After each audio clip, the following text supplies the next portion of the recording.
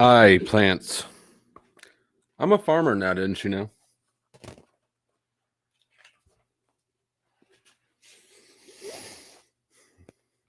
I haven't sold any farm products yet, but god damn it, I've bought them.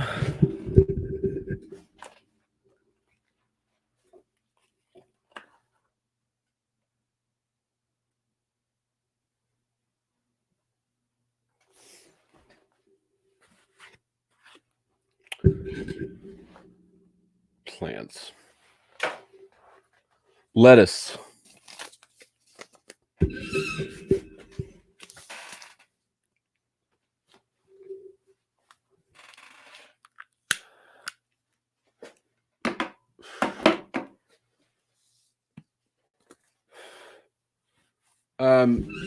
Yeah, we bought 40 chickens. Me and a buddy split 40 chickens, so I own 20 chickens. I don't know what breed they are. They're red.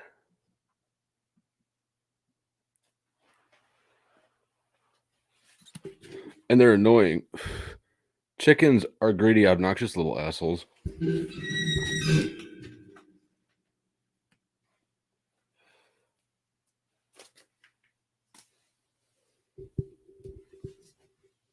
see.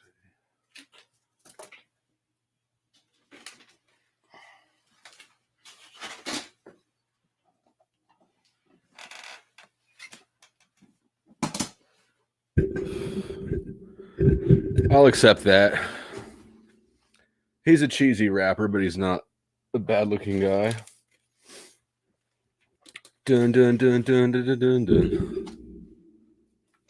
Actually, he made a new album recently. Fuck. I gotta look it up.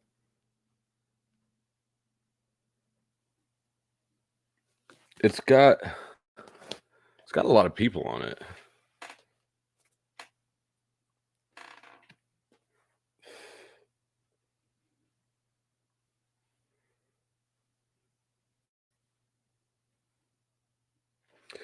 Speaking of vanilla, did you know that the vanilla bean is the only part of the whole plant that's not poisonous?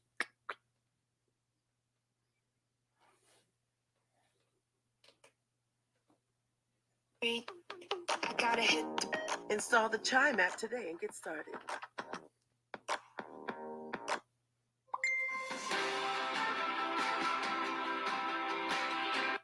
Well, I walked through the smoke on stage and the girl screamed. It's got Rick Ross on it. I wonder if this is gonna fuck up my copyright strike.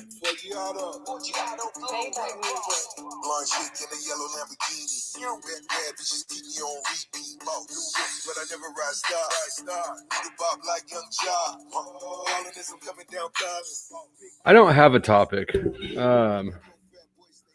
Every time I do a live stream, there's at least one question in the comments that is too big for me to answer then, because it'll pull me off topic. But I say something like, remind me in the comments and I'll come back to it later. And I never come back to it later. And I'm not going to sift through it to our live stream to find the comment. So I have nothing. I'm just going to be planting some seeds, and I will be happy to answer questions if they show up.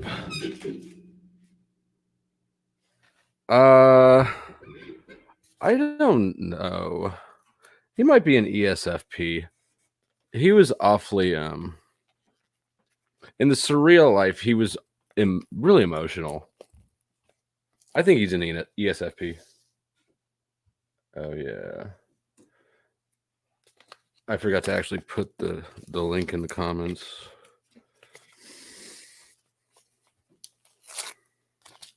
But I don't know. I haven't thought about his type. I'm just sort of shooting from the hip. He seemed too emotional to me to be an ESTP. Like, he'd get all butthurt and in his feelings and shit regularly.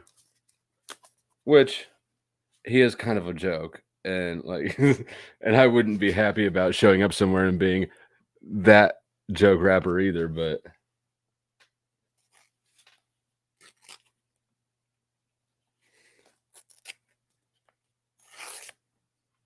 But you can't rule out ESTP. black seeded Simpson lettuce. So I did some research, and I should have done research way fucking earlier than I did.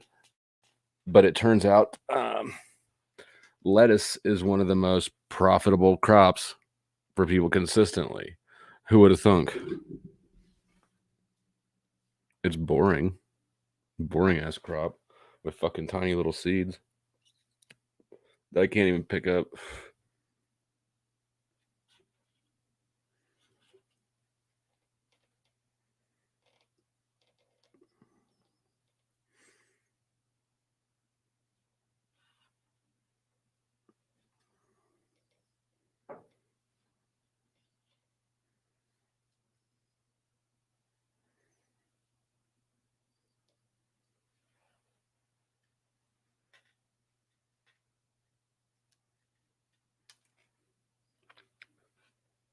And how's your night, Ash Bite?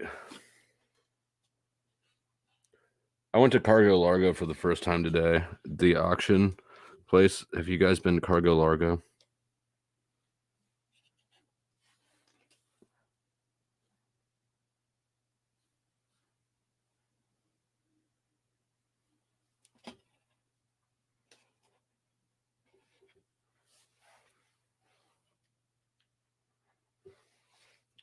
Those are really our only two emotions. I used to tell people before I knew what type was even, I'd say in regards to myself that my emotional range goes from excited to pissed off.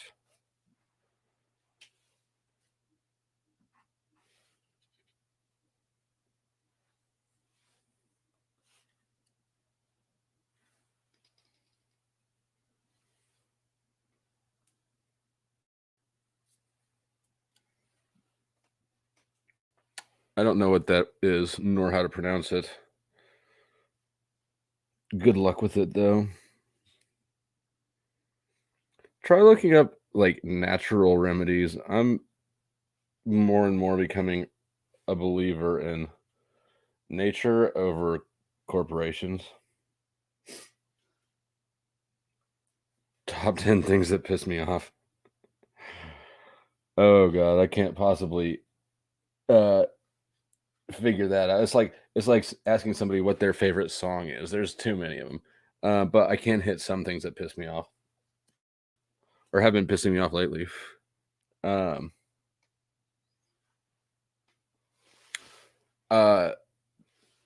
People who deny reality in favor of an ideology has been pissing me off lately.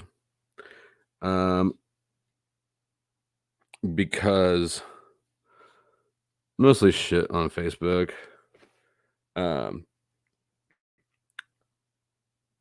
Like with regards to sexual orientation stuff, I was on in the comments of some post, and I should never go into the comments section of social media unless I want to get pissed off. But he was talking about, I don't know, transgenderism and heterosexuality, how, just sexuality, and he was saying that sexuality is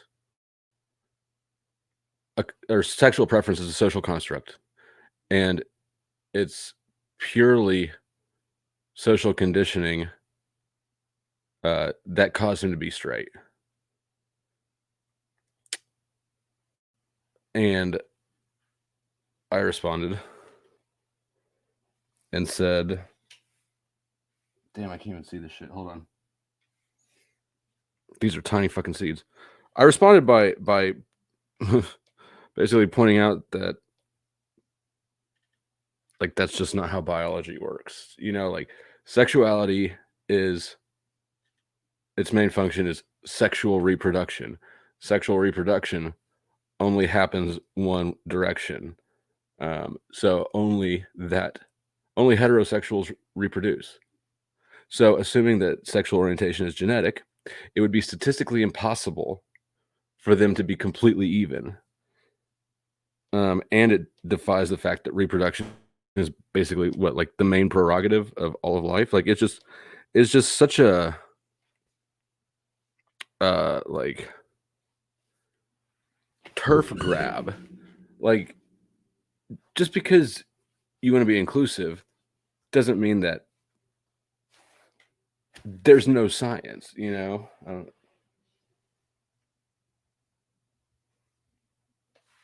Thank you.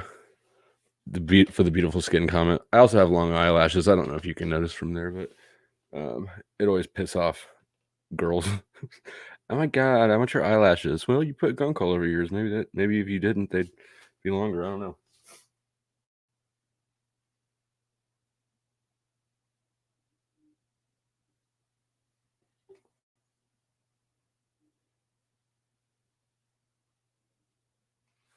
Yeah, exactly. It's yeah. So that's one thing that pisses me off. People denying reality, and the whole and sexuality is a topic that is rife with people who think it's a moral triumph to lie about reality. Like, just, I mean, obviously it's wrong. That's an obviously wrong statement. But somebody can deny reality and make a big ass long rant about how biology is not real and get praised for it by the other weirdos sitting behind computers. It's absurd that people cheer each other on to live in a fantasy. I don't know. I can't handle that. It's it's a rejection of SE. it's just so silly to me. Like, TI problems get under my skin more, but which I guess it is that too. But just SE dismissals, it's like, it's just so stupid. It's unbelievable. I don't know what an EPD 445 is. Anarcho-primitivism. I would say that I don't know that primitivism is something that I necessarily espouse, although probably, really. Where are the seeds in these things? Honestly, probably, because I'm not digging technology much anymore, in the way everything's turning into fucking a surveillance state. And Ring cameras, I fucking hate Ring cameras. That's another thing that pisses me off. Like, why? You know, because every police department has a program where you can give the police access to your Ring camera just in case they need to use it to protect you from something. And so now you've got stupid motherfuckers spending $100 to mount a police camera on the front of their house. I'm glad my neighbors don't have them, because, well, we'd have issues.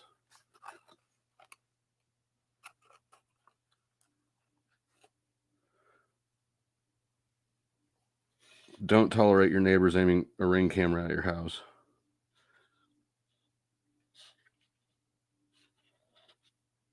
So yeah, I don't know what anarcho-primitivism but that might be me. I do consider myself an anarchist, and in the truest sense of the word, not like a commie black bloc kid who calls himself an anarchist but really wants nothing but government. I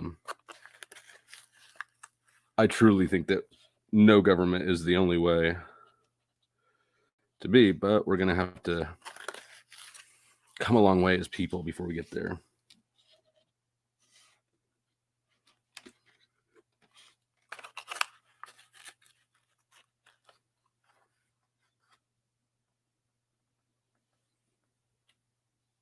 Oh God. See, and I could get on board with being an Amish hippie just so that the motherfuckers quit watching me.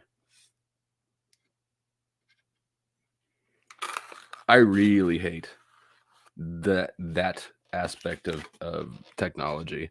Like, I put electrical tape over my phone cameras when I'm not using them. I'm that guy.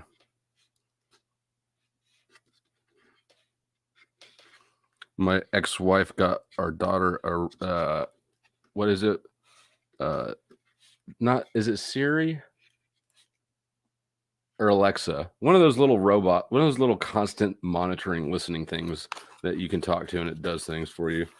Like, it's like, what the fuck are you thinking? We were married. You know me well enough to know that this thing isn't going to my house.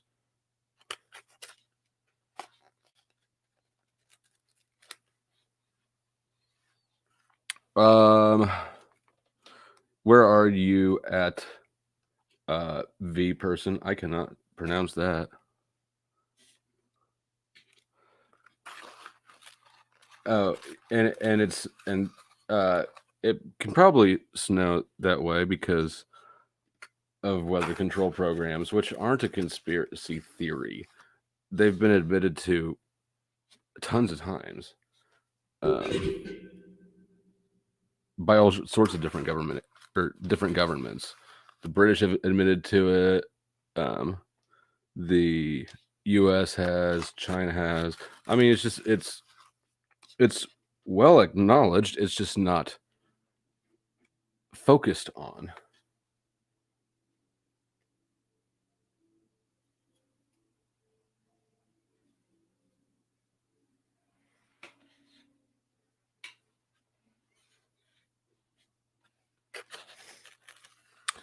And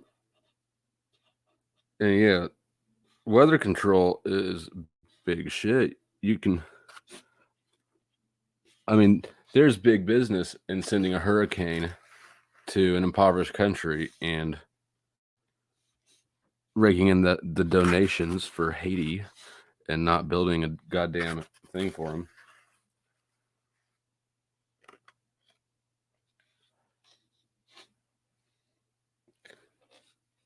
What language is that? Oh, Finland.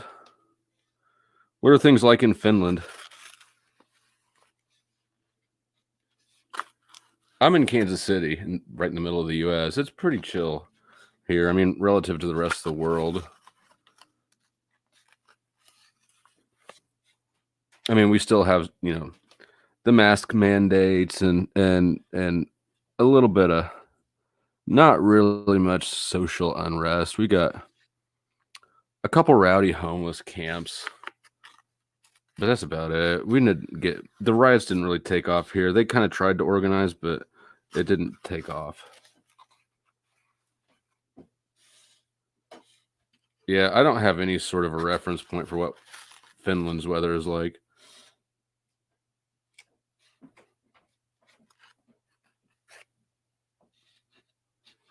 But I've looked at a globe, and I do think that probably explains the snow.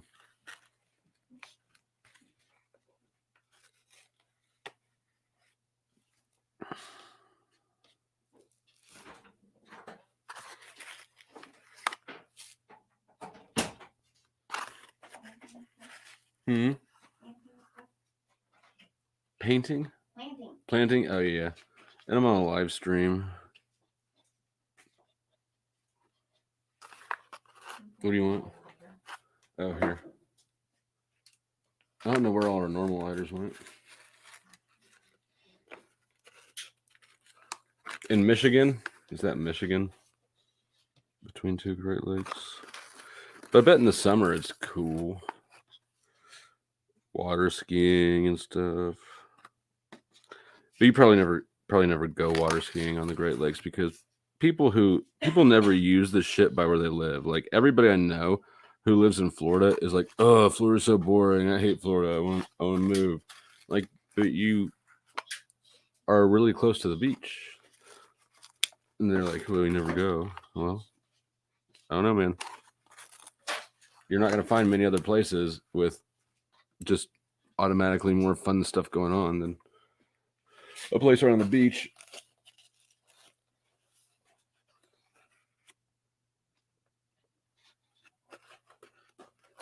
I escape the snow.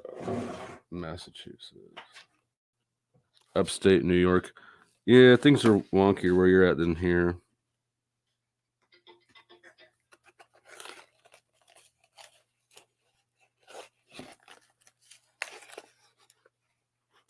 See, people here are following them. Well, and I wouldn't say like in Kansas in general, but here in the part of Kansas City where I'm at, they're following them. And except for me, And it's because I live in kind of the suburbs, and people here are like compliant and they don't want to cause trouble and all that bullshit. But I mean, you don't really have to. Like, there is a mandate, but I don't, and I almost never get static.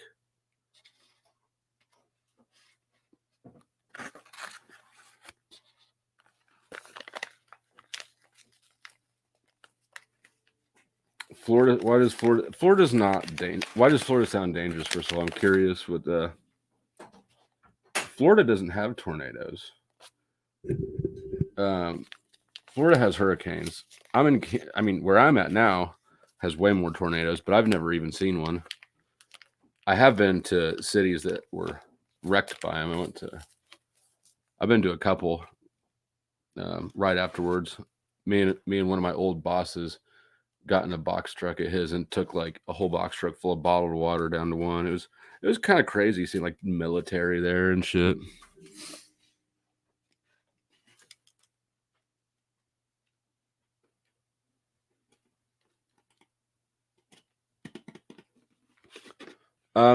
They live in Tampa. I mean, we spent quite a bit of time on Clearwater Beach, which is sort of like a Tampa suburb, and it's nice. I got married on Clearwater Beach.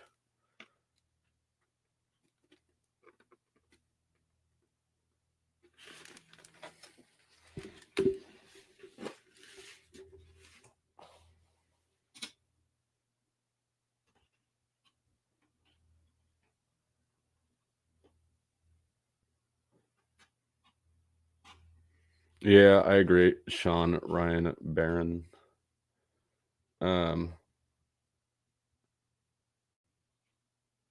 Yeah, exactly. Well, yeah. How is it causing trouble? It's funny because the people who it causes trouble with, who get pissed off when you're not wearing a mask, they're obviously not concerned about the virus, because they just, if somebody was walking around with a disease that was going to make my eyeballs turn to ooze and start running down my face, like, and I saw them without a mask on, I wouldn't like go up and confront them. I wouldn't tell them they have to pull their mask up over their nose. I'd like just set my shit down and get the fuck out of that store before my eyeballs started turning liquidy. But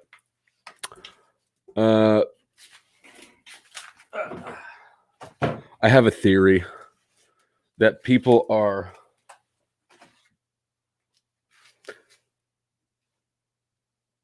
that if you're a coward, you hate when other people aren't cowards too, because it just, like, people are walking around with these masks up and they know that it's stupid, but they just are too cowardly, I guess, to not play along with the song and dance. So I think it pisses them off when that's revealed to them. That's my theory. It's sort of a self-gratifying theory because I'm obviously not the coward in it, and they are. So I recognize that there's a little bit of I could be biased in my judgment.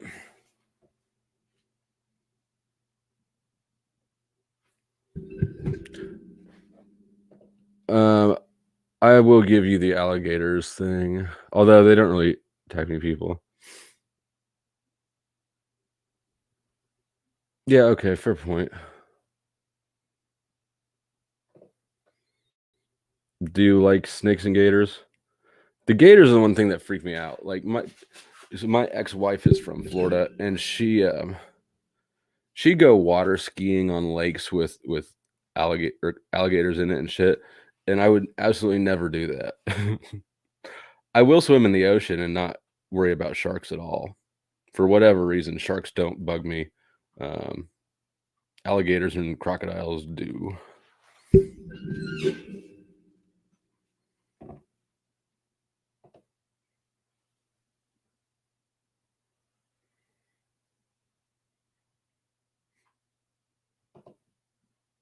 Ooh.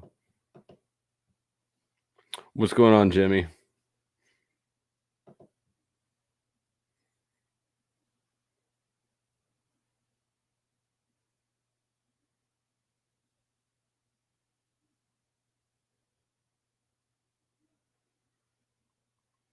Well, I mean,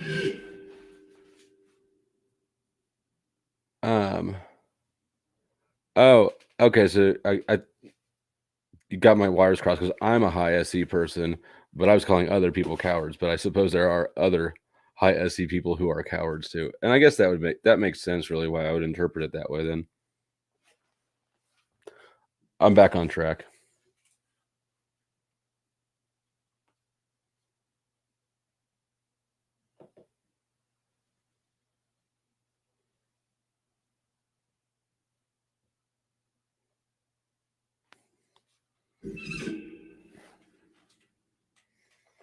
Only crazy chicks love reptiles. I need to get some water. Hold on.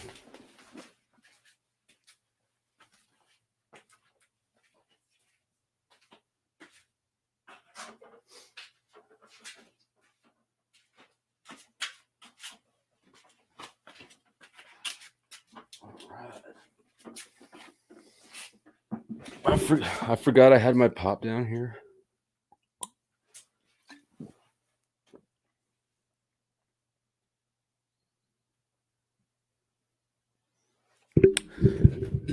Jimmy, the bucket farm continues to expand. Actually, that's what I'm doing right now off screen is I'm planting this tray of lettuce seeds because I found out late in the game that lettuce is one of the most profitable crops. And so it's like, fuck, I better grow some lettuce because, well, profits. And the farming has moved out of a bucket onto a farm. I've got a buddy who bought 146 acres just like 20 minutes from my house. It's great. It's right outside of town. And he's never done this shit either. We grew up in the same neighborhood. And he got some land, and so we're kind of figuring things out together. He bought 6 cows. He got 6 cows. I didn't go in on the cows. We split 40 chickens. Cows are a little bit more expensive. Like, I'm okay with buying chickens, and then if it fucks up and I'm out the $120 or whatever it cost me to get those chickens, then that's not the end of the world. But a cow's $1,000. Like, and I don't know if I've touched a cow. Maybe I'll touch a cow before I just buy one and hope I can keep it alive.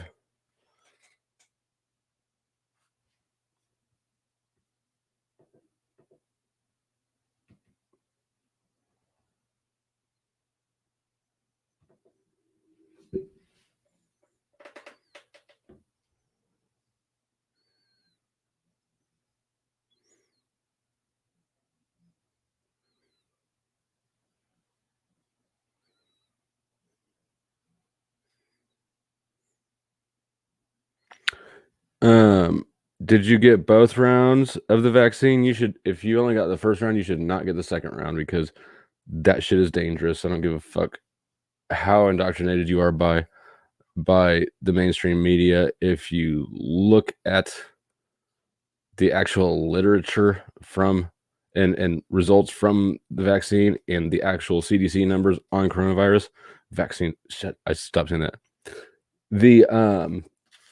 The radishes are way more dangerous than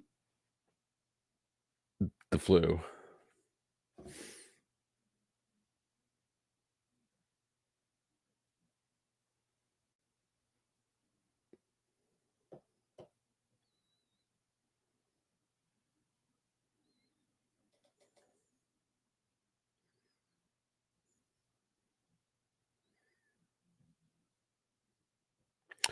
Yeah, that's the problem with works.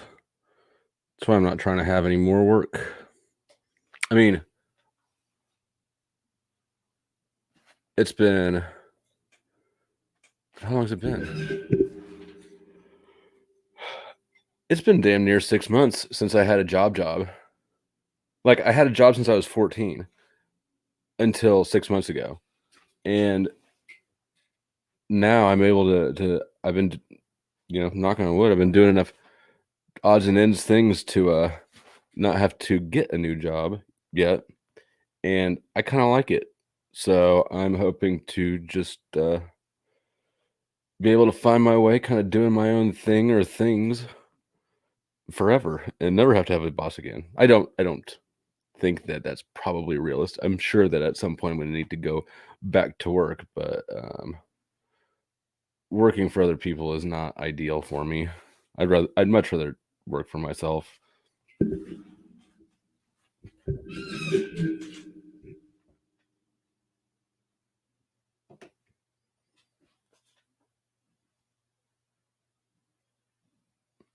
Right. And that's the most insidious part of it, is that there's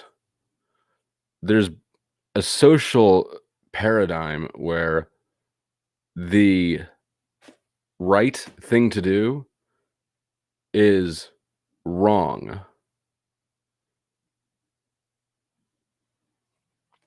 The right thing to do is harmful on a lot of levels, and it's irrational. I mean, it's just wrong on all the levels except for compliance. So I mean, if you really distill out the implications of these mask mandates, and get into, interpret it out, it's sending all the wrong messages. It's saying that the highest moral is compliance with authority. Reality is determined by group consensus, authorized group consensus. I guess I don't even think it's group consensus. Really, I think it's perceived group consensus, because one's condoned by the powers that be and the other one's censored.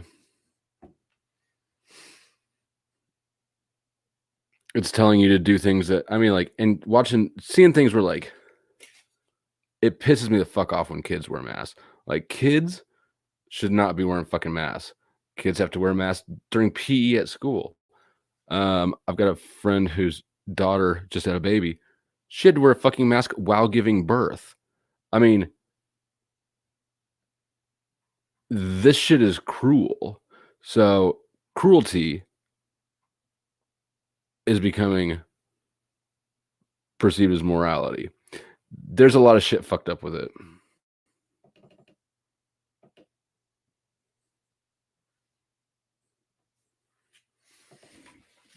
Fuck them. College degrees are not worth the debt. Anyways, nobody uses their college degree. I don't.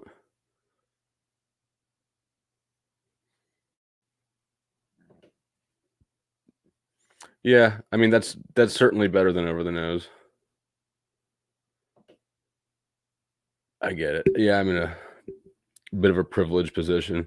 Really, I'm well positioned to for this shit all across the board. Katie was able to stay to quit her thing, and she's homeschooling my daughter right now, and I kept working through the whole pandemic, and then when I lost my job, I was in a good position to sort of keep moving without hitting many bumps.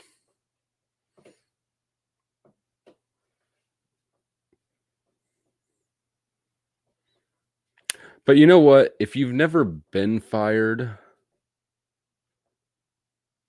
you should try it. You might like it.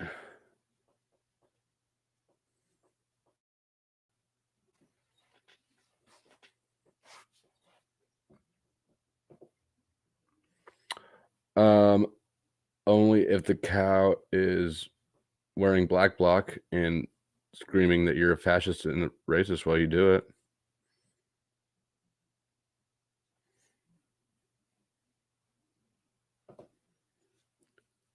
That's a terrible reason to get it.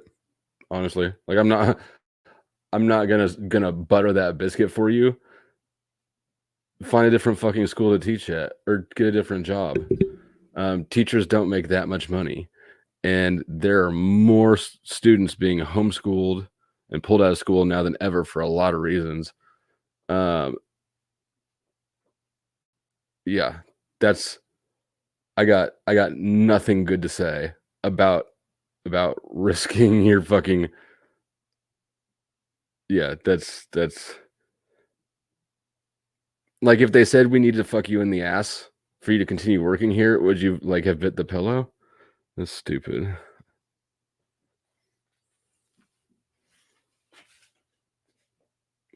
Yeah, it's not approved by the FDA, which I don't trust the FDA anyways, but here's the thing. This isn't brand new technology. They've been tinkering around with this stuff for since at least 75. It's dangerous technology.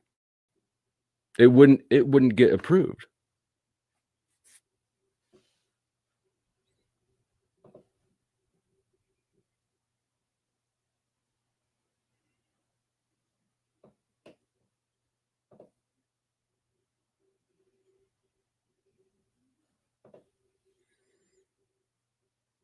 They do not.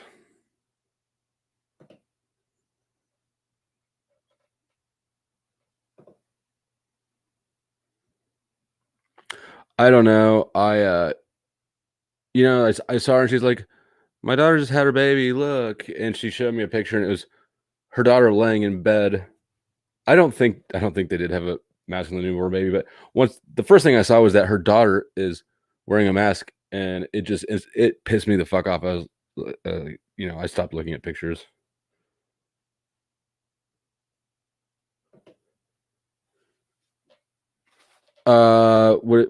What license do you need?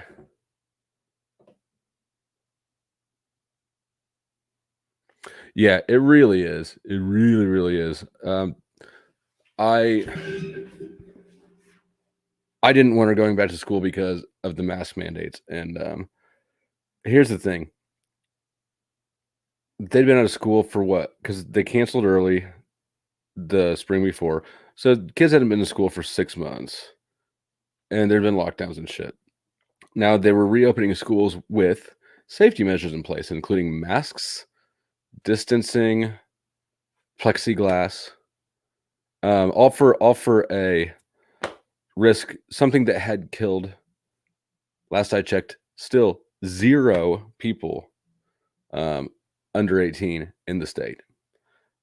They had all this shit, and I'm thinking, like, you remember being 10 and going back to school after summer and seeing your friends. It's like, blah, blah, blah, and you have your little reunions and shit, and you all nerd the fuck out. Can you imagine going back to school and you got these fat fucking cunt teachers being like, social distance, and you know they would, because teachers are pieces of shit. Like, I don't mean to be that guy. I know there are great teachers, but teachers unions are fucking cancer, and teachers, in a large degree of them, are pieces of shit. And so I told her, I said, here's a mask, wear it for 2 hours, and tell me if you want to go to school or if you want to be homeschooled. Well, she already knew she didn't want to go to school. So she wore it for like 5 minutes and told me she wanted to be homeschooled. I also am not down with the, there's a lot of political shit they're trying to push on the schools.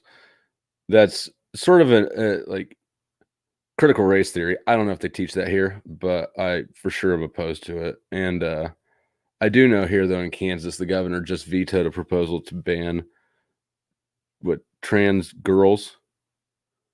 So guys who say that girls can play in girl sports. That's what just happened in the state today. And it's sort of a non-issue because I don't think there are any trans students at her school. Like, this is not it's something that would affect her directly, but there's just this environment and these talking points going on, and it's just a icky time for things. And yeah, I got nothing good for schools. They're they're indoctrination centers that teach people to just be average, and compliant. And even outside of the critical race theory and the social distancing and all that bullshit, schools are soul-crushing institutions, and that's what they're designed to be. Because you can't have a curious, engaged, free-thinking society. That would be too unruly.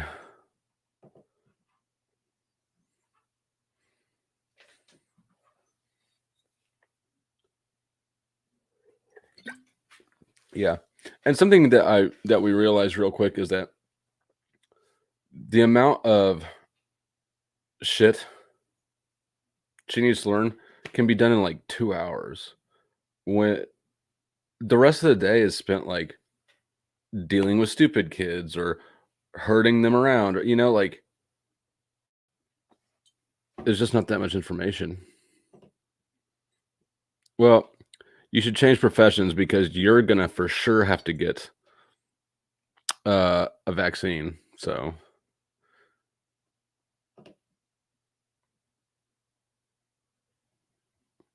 I know, it's so fucking stupid. We're in the car. God, the guy who lives on that side of the duplex, he he doesn't anymore, but well, he still does wear masks when he goes on walks, but now it's down to only one. For a second, at least once, I saw two on him. It's like, oh my fucking god. It's like infuriating and depressing at the same time to think that people could be just like, is there no point at which people are like, you know what? This is bullshit. Fuck you. There is no point.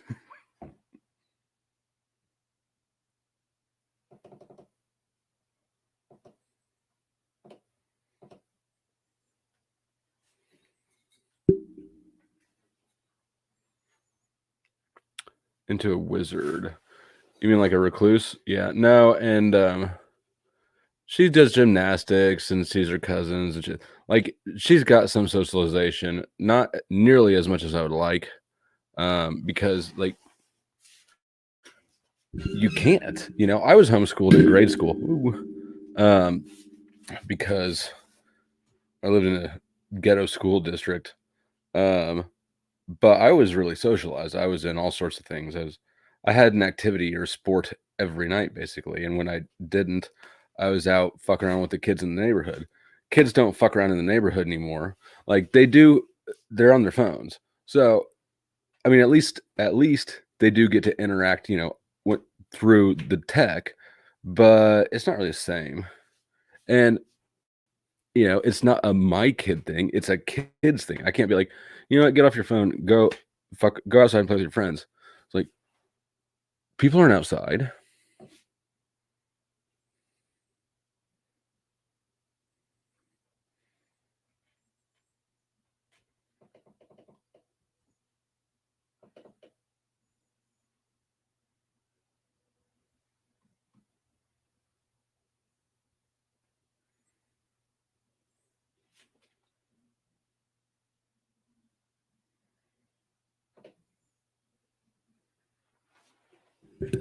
Yeah, and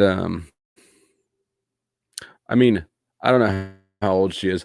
My daughter's almost 11, so she's a bit older. And I'm glad for that, because I think that if you're a young kid, if you're in kindergarten or something, and or preschool, if you're at like that developmental stage, like people who are 3, 4, 5 going through this, I gotta think they're gonna develop some weird um social behavior. Uh I mean, kind of going through that defining, the age where you're a sponge and you calibrate yourself to the world. They're calibrating themselves to a world where everybody's angry, everybody treats the other person like a danger, and everybody's masked. You can't see social cues, things. It's just, wow. There's going to be at least a couple of years of like fucked up kids from this. Yeah. But nobody's talking about that. The talking points are all controlled by other stupid bullshit. And if you ever try to bring this up to people, like, people don't want to hear it, which is why I keep bringing it up to people, because they need to hear it. Because clearly this is the biggest thing that nobody's talking about is, hey, there's obviously a fuckload of psychological ramifications from this behavior. So don't tell me it's just, how hard is it to wear a mask? No, shut the fuck up. You're intentionally missing the point. It's not how hard is it, it's what's it doing. We don't know what it's doing. And nobody wants to ask what it's doing probably because, if you turn over that stone, there's a fucking spider there. So I keep trying to bring it up because the more I expose people to the uncomfortable truths, the more comfortable they have to get with the truth, right? That's my theory.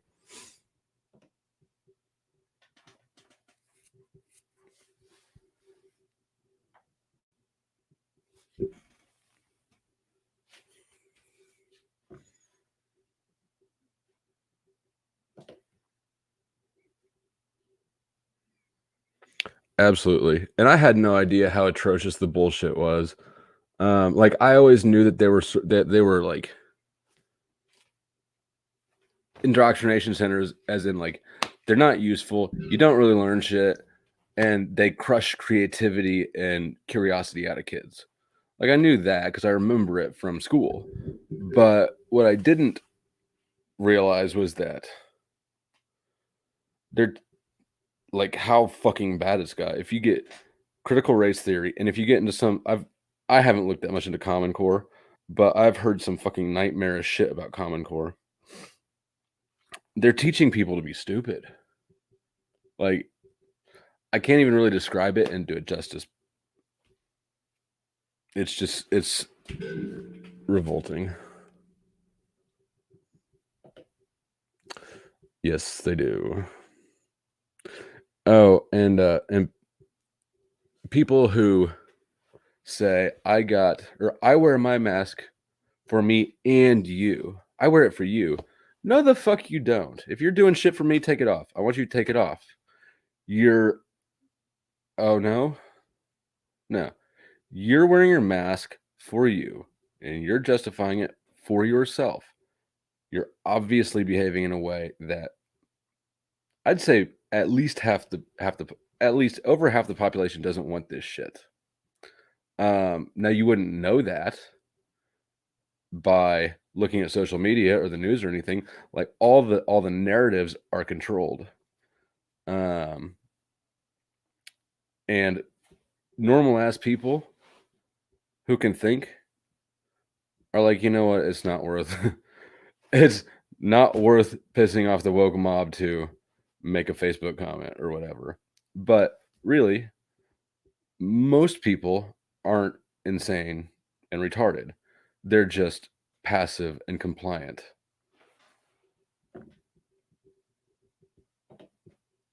Yep.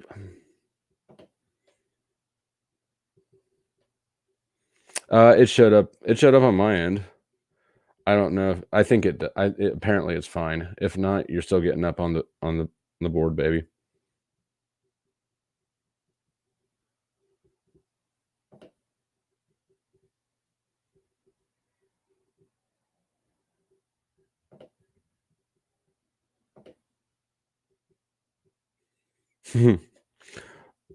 A whole world of my conflictor types. No.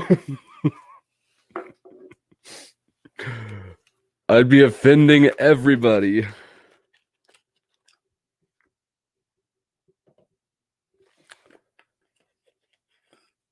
I don't think INFPs could be serial killers. I think INFPs could maybe do a murder, like when they're really in a bad spot. But then I don't think that they could get away with it either. I just think that emotional burden would crack them.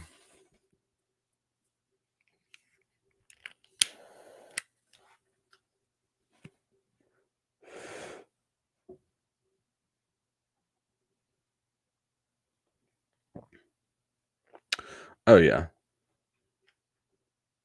the children's center. I mean, there's already been what I see in San Francisco. The story was just about San Francisco, so I don't know how this scales or doesn't. But in San Francisco, at least, there have been more overdose deaths than COVID deaths, and overdoses, as have suicides, have skyrocketed. So we warned about this. It's completely predictable, and sure as shit, it happened. Addiction is a bonding mechanism. When people are addicted to something, it's mentally. I mean, when people say it's a disease and it's not a disease, it's also not entirely a moral choice. It's kind of like some of both. It's an emotional issue or a spiritual issue that's unresolved. But it's a bonding. So people who have addictions or are really what it boils down to is you're establishing a relationship with that substance. It's something you depend on. It's always there for you. It just becomes that part of your life. And so when you when you make it illegal for people to form actual bonds, absolutely, you're going to have more addiction. Something needs to replace that for people.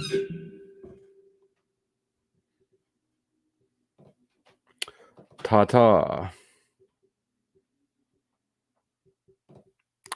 I'm on BitChute. Yes, I'm on BitChute, and I suggest people find me there and subscribe because I just had a strike roll off, so I narrowly avoided getting banned for good, but I will get. I mean, it's just a matter of time before I get banned. I can't, nor would I desire to keep my mouth shut. Sometimes it is fun, and I do it quite a bit, but sometimes it's just a headache.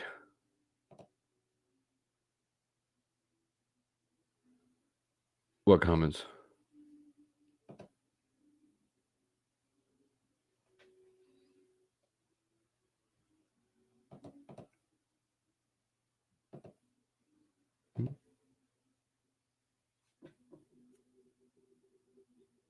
What's an Oculus?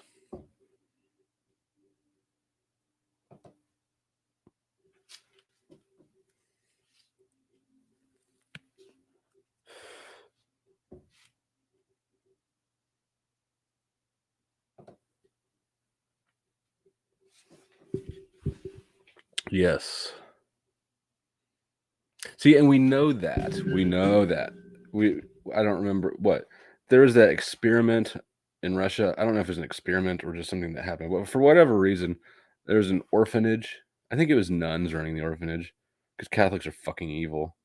But what they did and what they realized is if you have a baby and you give it all the things it needs, so it's got food, it's got all the necessities, but you don't touch it or interact with it, it dies anyways. So,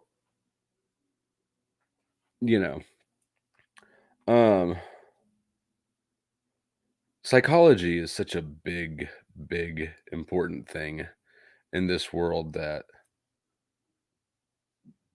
like we know so much about, but then people don't know about it. It's like kept secret and used against you.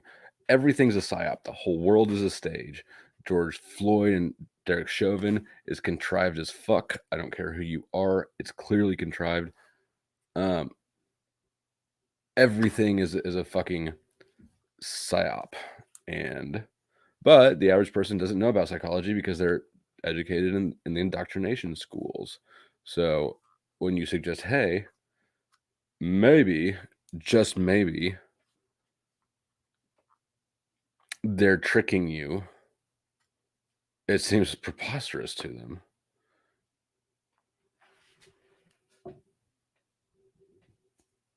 Yeah, it's the worst.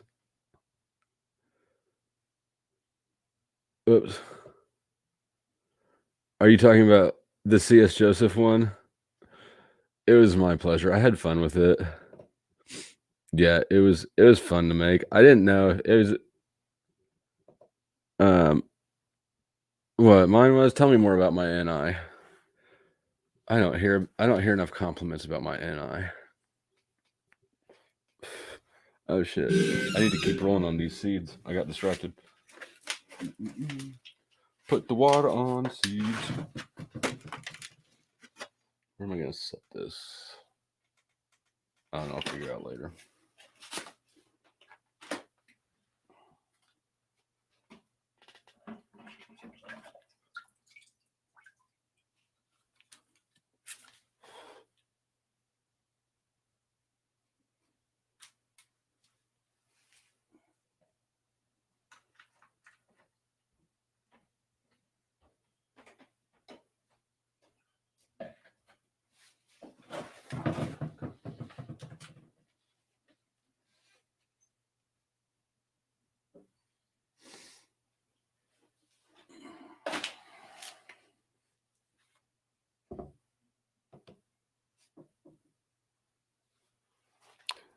Dude, it's so silly. It was amusing to watch the whole scenario unfold though, because right after he did the first live stream where we said he typed his 6-day-old son. I remember who it was. Somebody told in a comment to one of my videos. Somebody told me like right after it happened. I went and checked it out, and he said I should make a video about it. And I went and checked it out, and it was amusing. I was like, okay, I'll make a video making fun of him for this. And then, I procrastinated, and the situation built fantastically. The ESTP chat started reaming him and making fun of him, and he screenshotted that. He screenshotted the ESTP chat where he was getting roasted, and oh my god, I got to find the screenshot and read it to you. It's shocking. You can see the first time he's in the first video when he says it, he goes, my EST or my ISTJ son or INTJ son who was born 6 days ago. You can, if you watch him, you can see he realizes that he fucked up and he stepped in some shit, because it's pretty smooth. It's easy to miss, but he does a little kind of like grimace, like fuck. But of course, the smart thing to do in that situation, if you're talking gets in front of your thinking, just distance yourself from that shit, right? Shove off from it. Don't bring any more attention to it. He did the fucking opposite. He brought so much attention to it.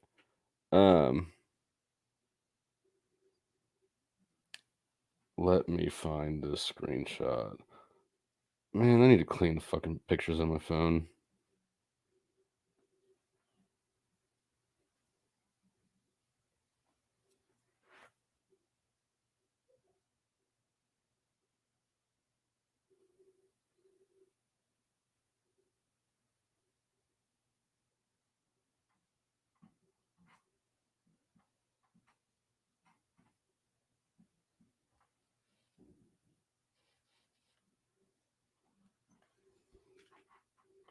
Talk amongst yourselves, class, while I scroll through my phone. When I got this phone, I was like, oh cool, it's got a fucking shit ton of storage.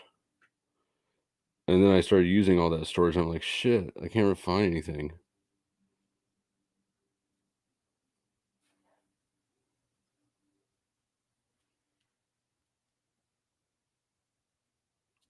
Is it download?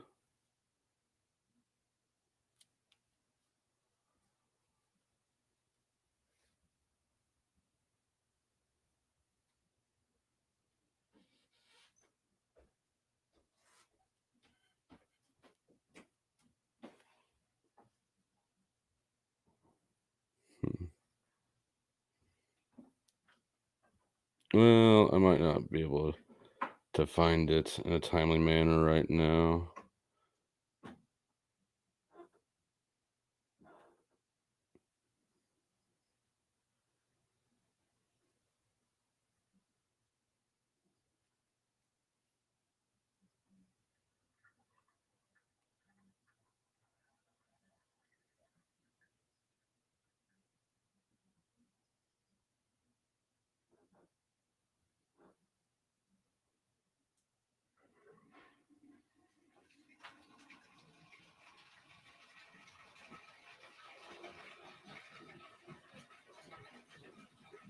Well, anyways, what he does is he went into his it's called like Public CS Joseph Facebook group, even though it's not public, it's private.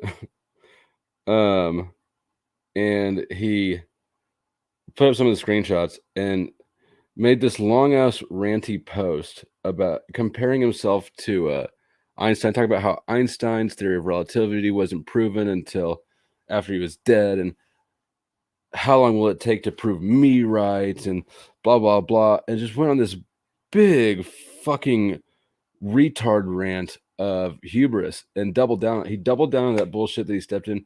He doubled down, he tripled down, he went all in. He's all in on this fucking bullshit. And now he's claiming that he's Einstein and the haters love to hate.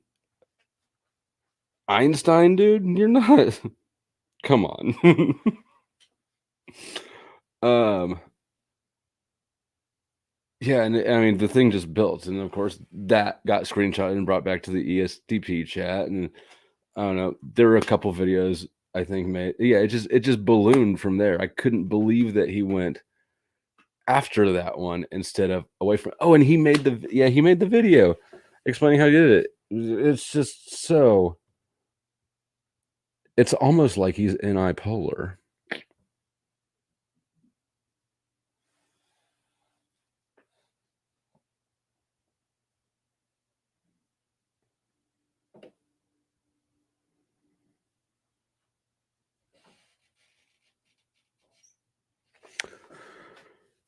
So I guess I don't have a good answer for that. I think he believes himself. I think that he believes himself. I think it's hubris, really. I mean, I just think it's sort of reckless arrogance. I think he's an arrogant, bitter person, and he's too arrogant to realize the shortcomings in his system. He is arrogant enough to make some shit up and think that it's brilliant of him, and he's bitter enough that he ends up sort of just standing up there and weaponizing it against people. No, I don't either. I do not believe that he's an ENTP at all.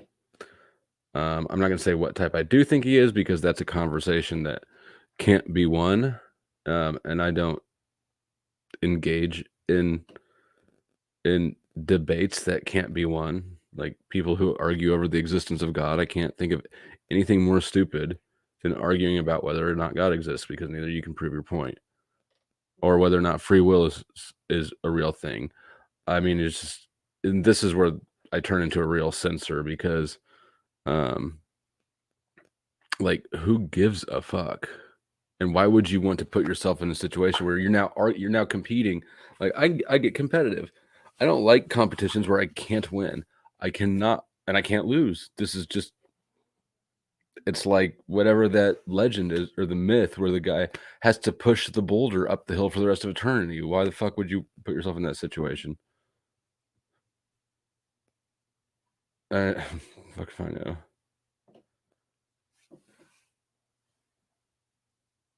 Yeah, well, get over it. You can't control what the internet says about you. And he's lied about me too. He's lied about everybody that he's talked about.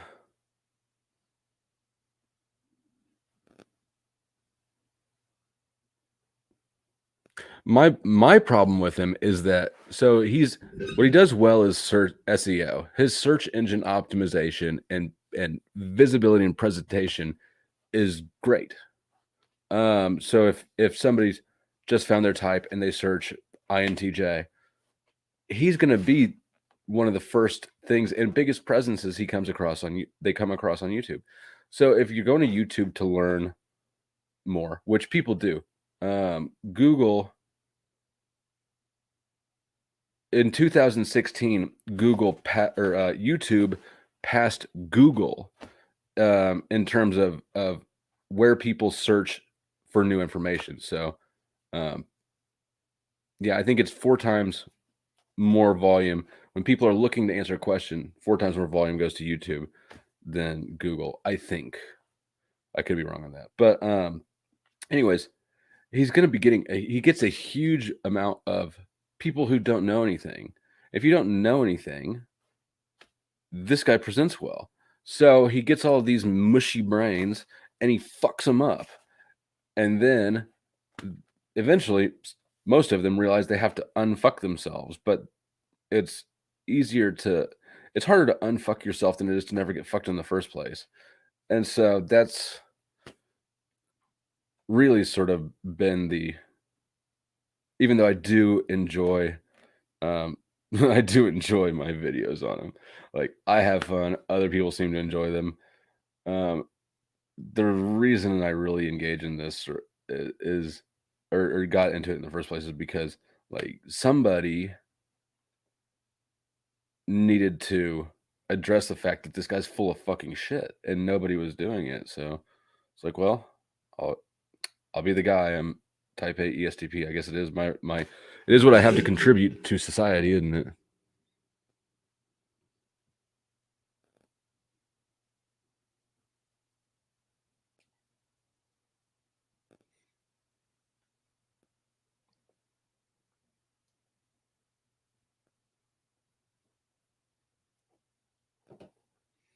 People can decipher it.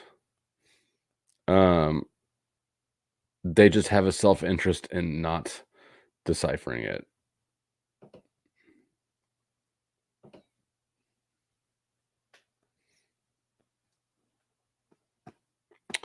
I mean, YouTube's no different from the internet, though, really, in that regard.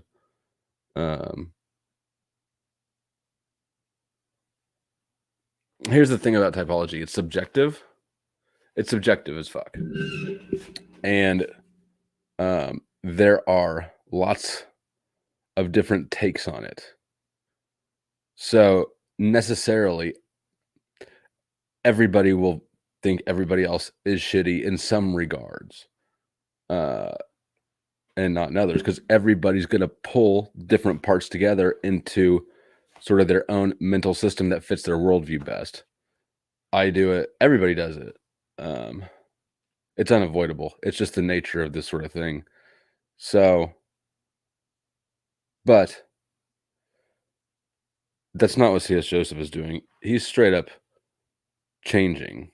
And in one of my videos, I caught he admitted it in a live stream, and I happened to be watching it then, which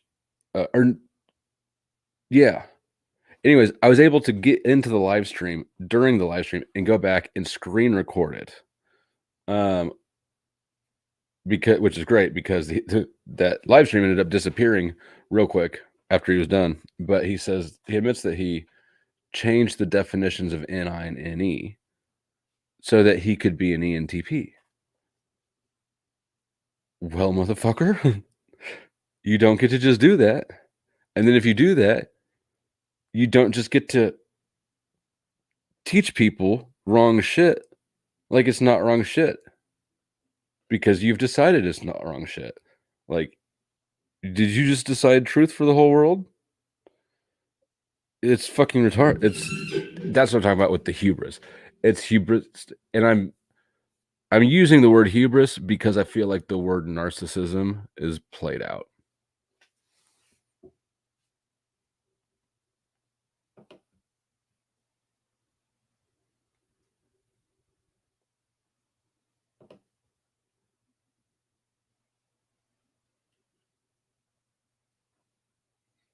So you guys are basically all agreeing with me. I forgot all about Brittany. I don't know, but somebody should check.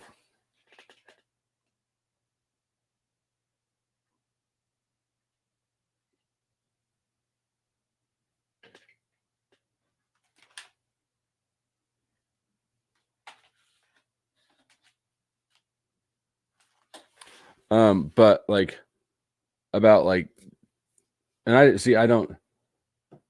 Who did you mention? You mentioned host Eric. Um,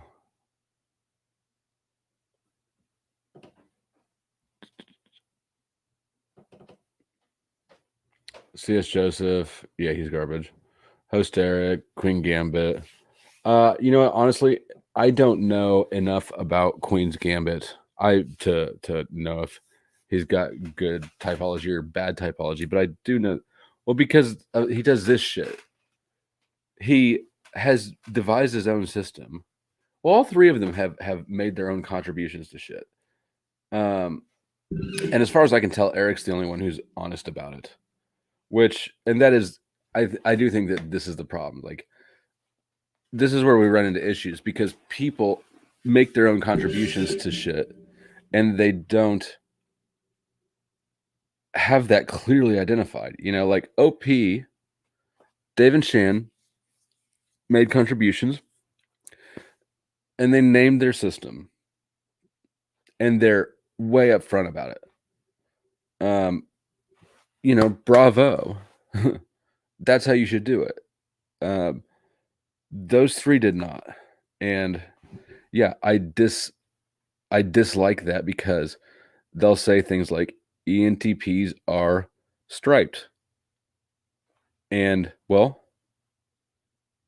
in your system that you or in your edition they might be striped, but your audience, the people you're talking to, probably don't know that this is your edition because nobody's really aware of it except for your regular watchers. So I mean, obviously the audience is going to assume that this is true in the broader typology world where it's not. That shit is annoying.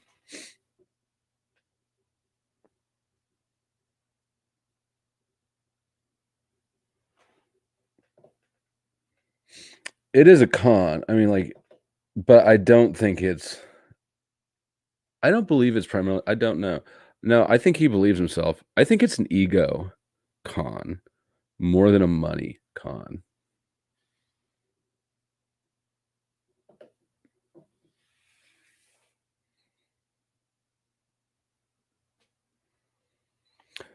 Last I knew, she had been sober for a little while, which um, is good. She needed it.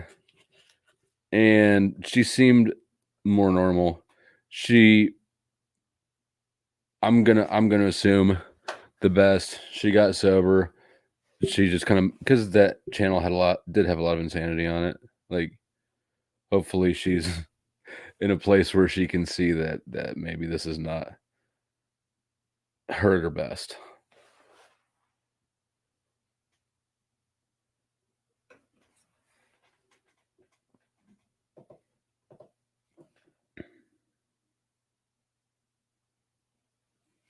Yeah. I mean, if you're honest about shit, like, then it's really hard to criticize. But when you try to act like you're this fucking genius who should be coaching people about their relationships and their parenting, especially, that's the one that fucks that I don't like. Um, you know, if you're gonna tell somebody how to treat their kid, you better know what the fuck you're talking about.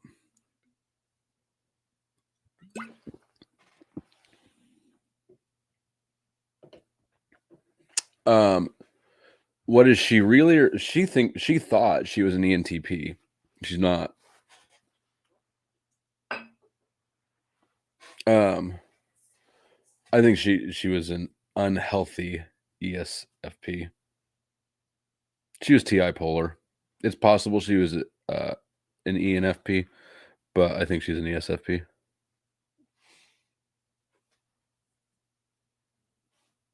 Lighter, lighter, lighter. Where the fuck's my lighter?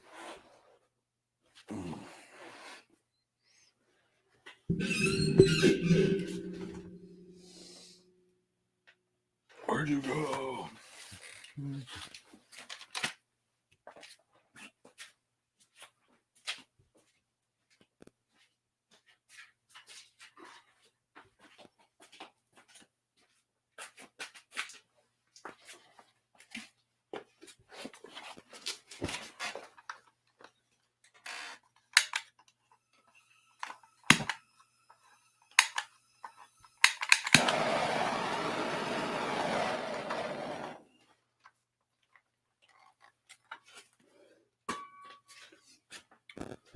That lighter never gets lost.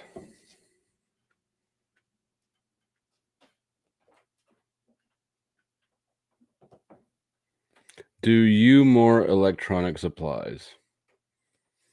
Please add the missing words.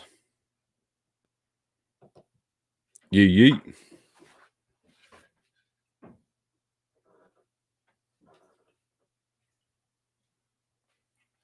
I had a better one where you didn't have to twist the knob. You just clicked it. Actually, host Eric got it for me as a gift. But somebody stole it at the last house we lived at when we lived in the ghetto. Somebody stole it off the front porch.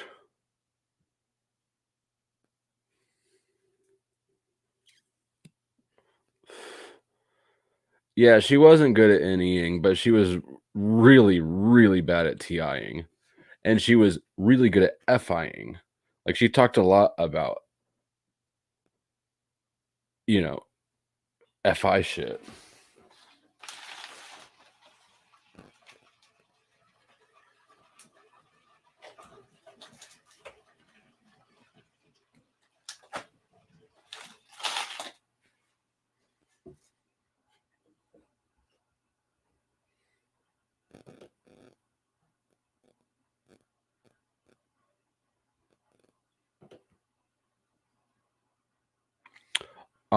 You don't have to go. You can keep making comments that are missing words. If you said, do I need more electronics, since you were kind enough to get me this microphone, I can find some things to get, I'm sure. Yeah, I can get some electronics.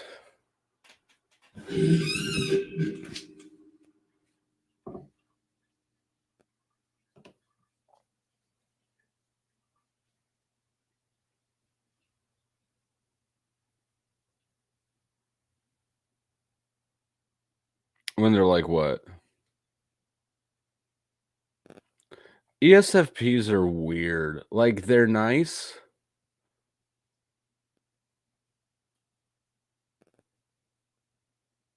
but there's a certain, and Brittany didn't have this nearly as much as most of them, but there's a certain sort of selfish vain sheen to them.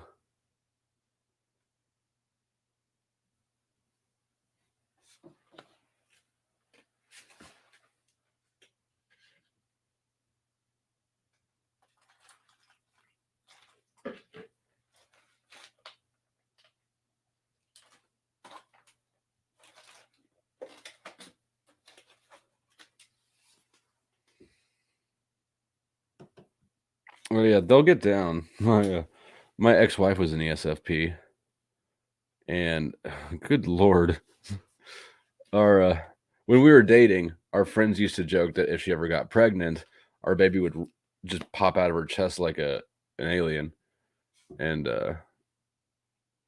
she didn't. She came out the vagina like most people, but our marriage was as intense as you would expect. FI motherfuckers are weird.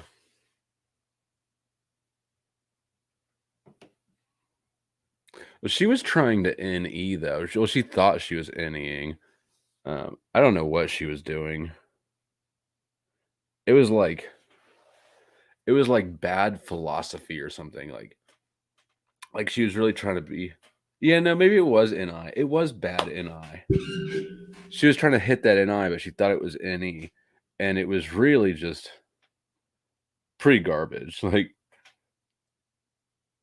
I can understand the appeal I've got NI in the same slot, and I understand that some of this like deep philosophical NI shit that's kind of like the meaning of things. Like I get the appeal, but I also am self-aware enough to not try to manifest any of it on my own. Like this isn't my skill set. I appreciate it, but I have to find it. I'm not Marcus Aurelius. I love Marcus Aurelius. I own his book, but I'm not going to try to write my own book.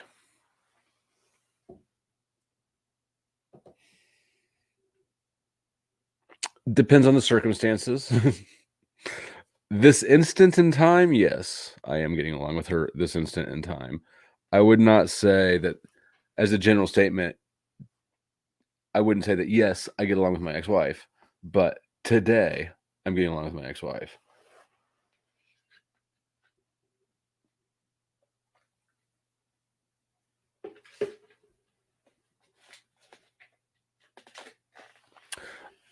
I know how to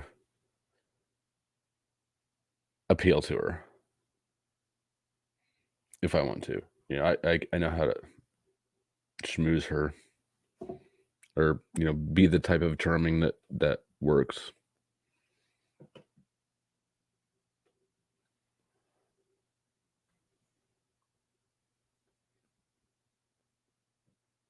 Yeah, I don't know who Brittany was either. She seems like she would be a 2.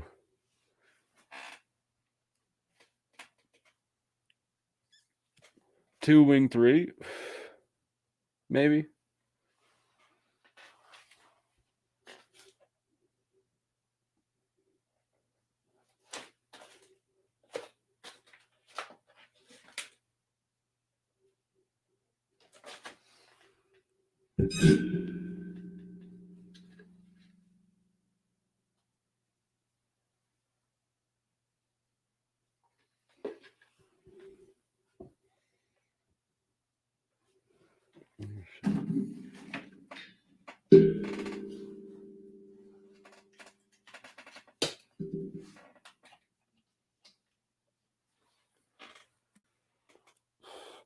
I think my ex was a 3 or is a 3.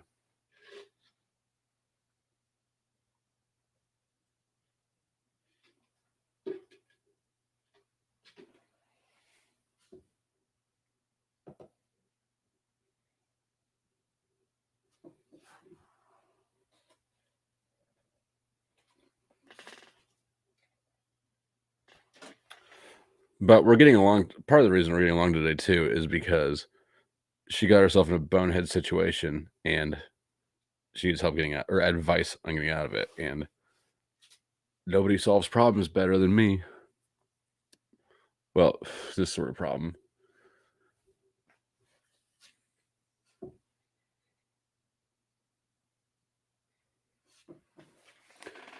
Yeah. I would guess that my ex is a 2. I'm sorry, a 3.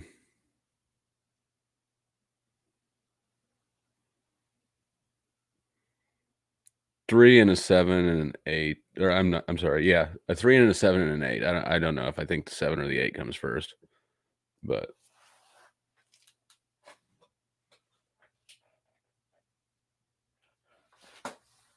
she might be 387.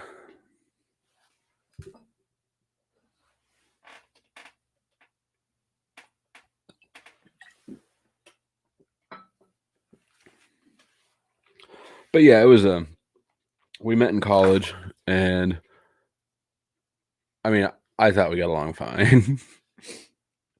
We fought a lot, but I was young and I was wilder then, and she was young and wild, and she could keep pace with me.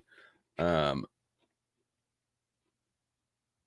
I think I was too young to realize that, like,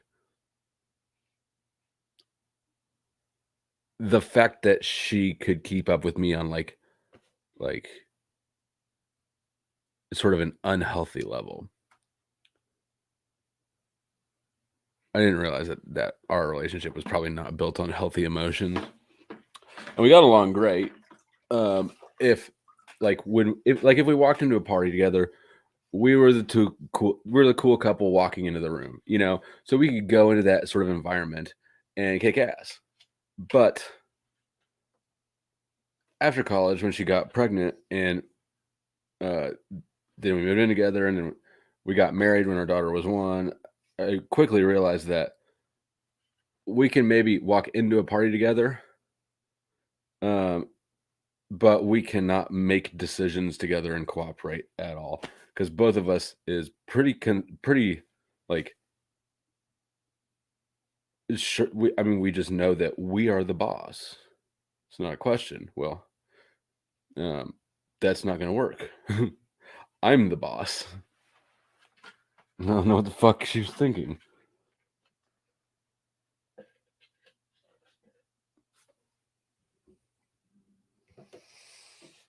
Are you talking about Brittany or my ex?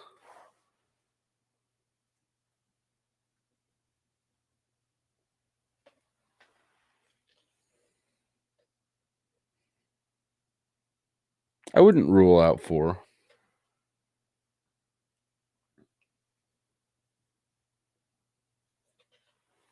I don't think either of them are 4s. Oh shit. Charger. Woo! Come on, motherfucker. Yeah. Shoot, you guys about lost me. I don't think either of them are 4s, probably. I suppose it's not impossible. Why do you ask, I guess? Is there something in that story or something I said that made you, or that sounded 4-ish?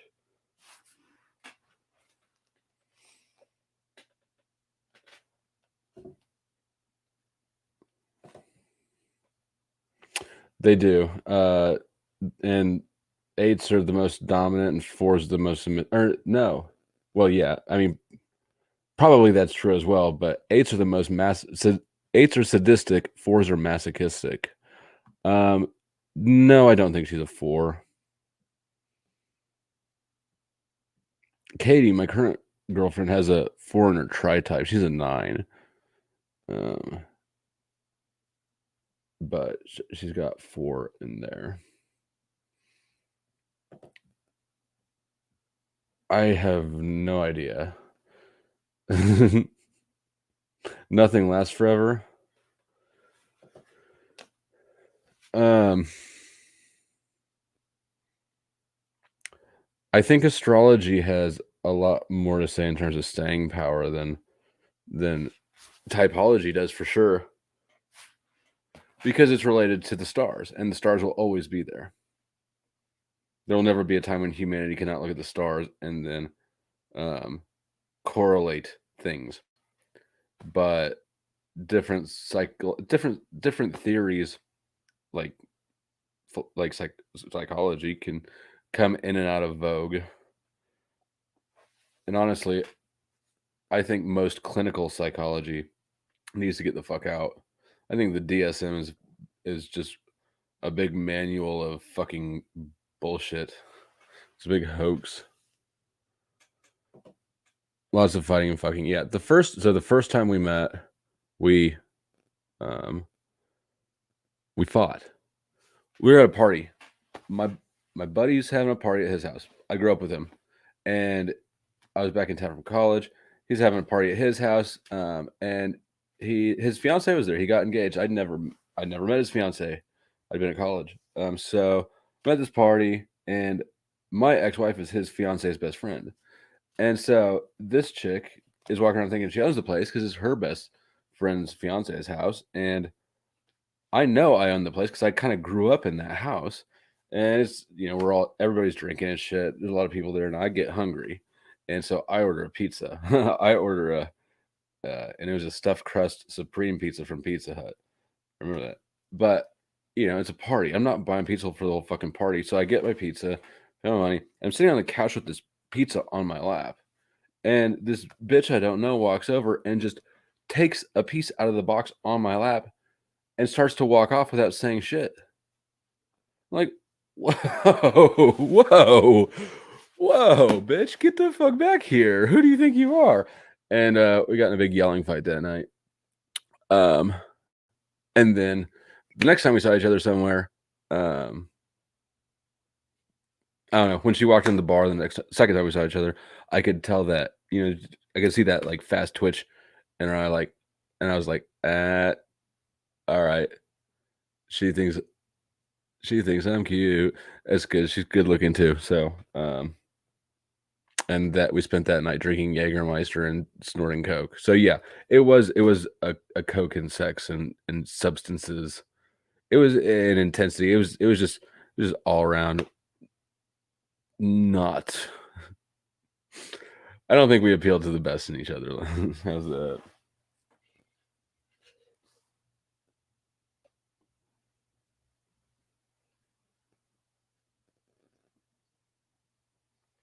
It's like, cool. This chick likes cocaine and I like cocaine.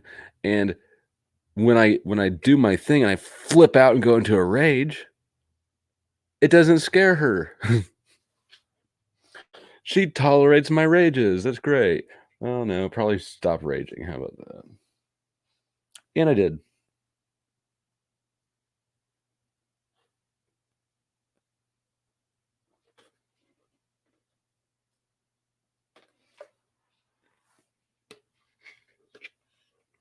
Also quit drinking like I used to, and the ragey thing was fairly alcohol correlated. And I used to drink a lot.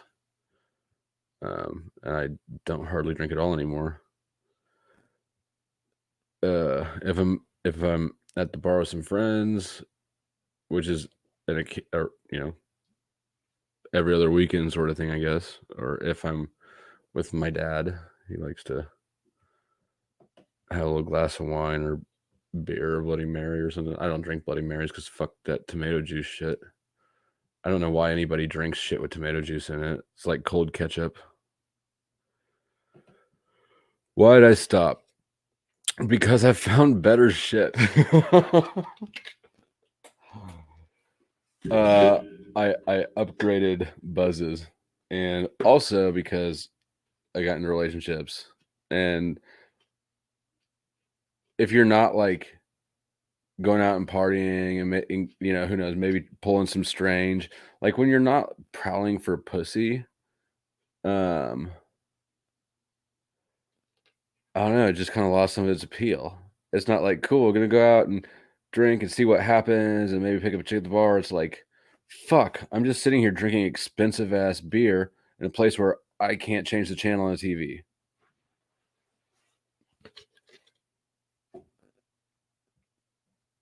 Shut up. V8 is the worst taste ever.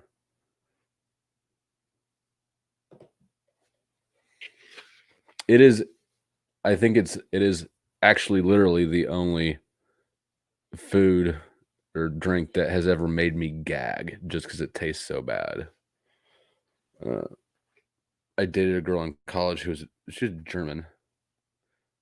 Not that that's relevant, but I was sick, and she gave me a V8 and told me to drink it. It will make me feel better. And so I tried to tough it down. I couldn't do it. I got half the can down and was for real gagging, about to throw up. That stuff is so gross. I don't know how people drink it.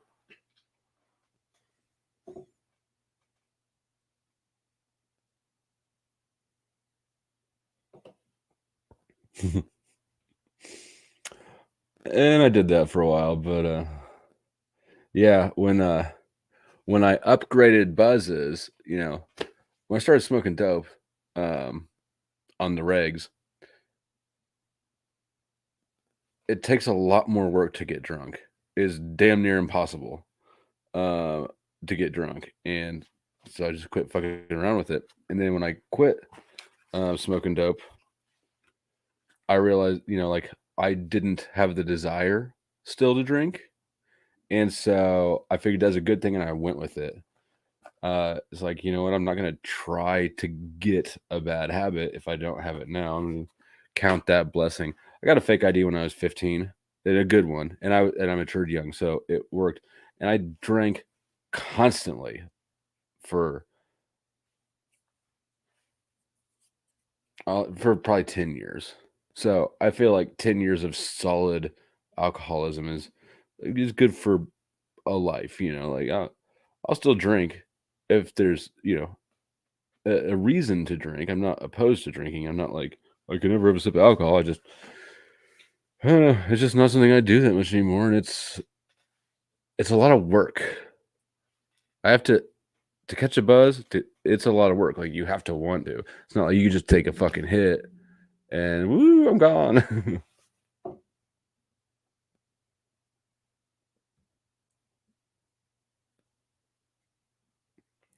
Yeah, I get it. I do.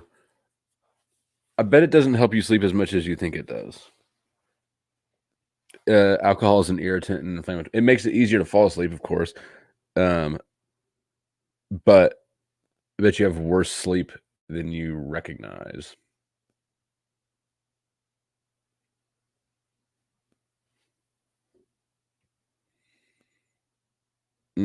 That's a bummer.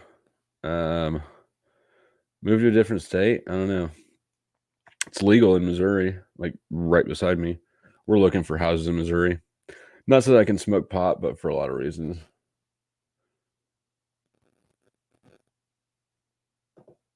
Like I would smoke pot if I wanted to. It was just never my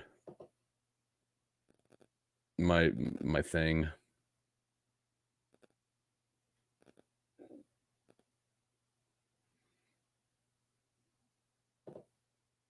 Oh yeah. Yeah, you fall asleep good, but only for about 3 or 4 hours.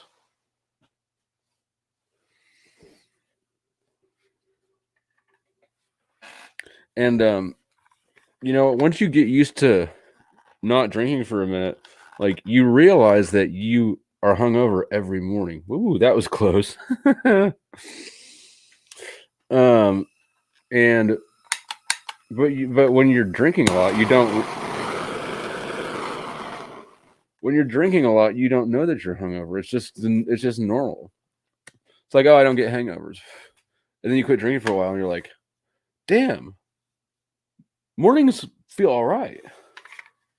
I mean, I'm still not a really big morning person, but I am a night person, which is why most of my streams are at night.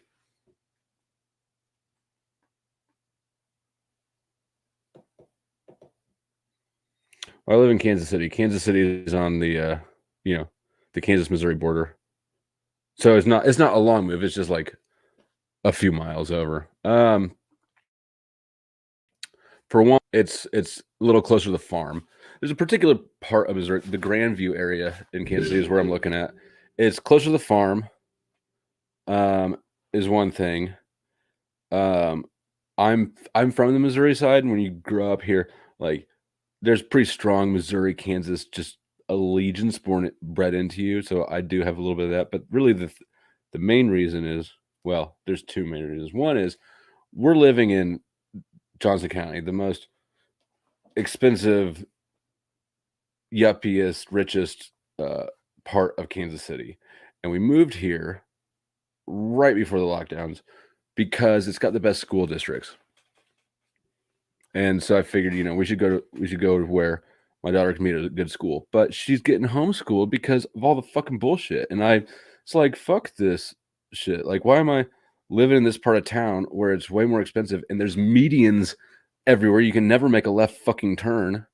Why am I paying all this money if the main benefit we're not using? We can get way more house over there for cheaper than this duplex costs here. So that's the reason. And also, and the other big reason is I'm a registered drug offender, which means I have to, just like a sex offender, some states do violent offenders. I'm on the registry. You can go on the KBI website and find me, and it monitors me, and I have to update them every 3 months for 15 years. Or if I don't register, it's a felony, another felony charge. But Missouri doesn't register drug offenders. So in Kansas, I have that looming thing over my head that I have to continually do. I have to stay registered. If I move to Missouri, I don't have to worry about it at all.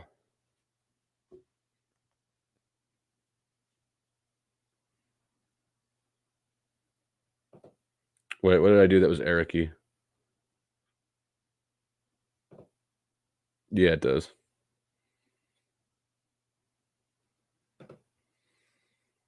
Yeah, no. The StreamYard desktop, my comments are there's a little lag. My comments run about 30 seconds behind yours. Yeah. I was just asking people where Panda Girl was. She said she'd come. Oh yeah. Yeah, Eric turned me on to the blowtorches and I never got off of them.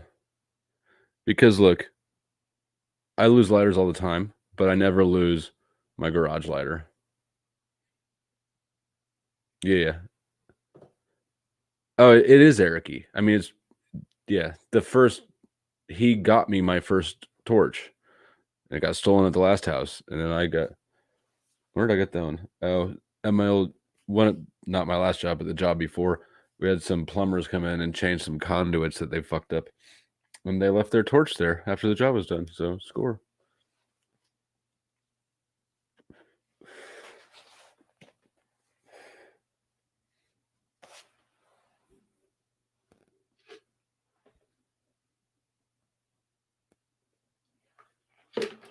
All right, that seed tray is done. I have not gotten many seeds done since I've been on this live stream. I tell you what.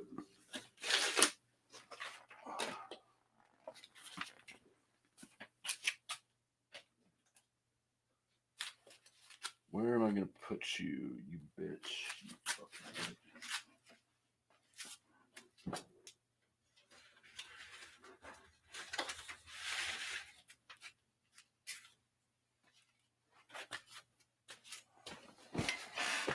Oh, I got smoke in my eye.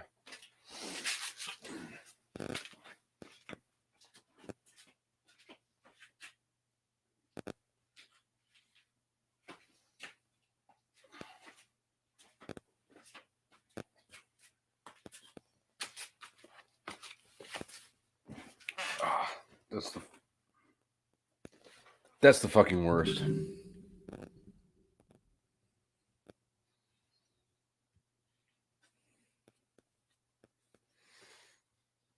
No, because that's weak bait. You like you got to do better than that.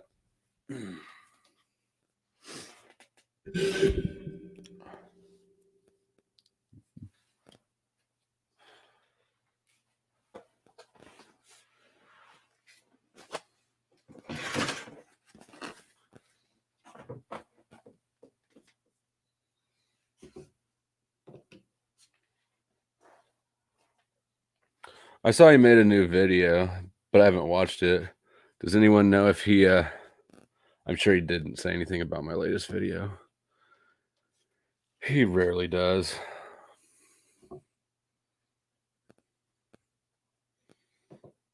Yeah, you're better than that. I expect more out of you.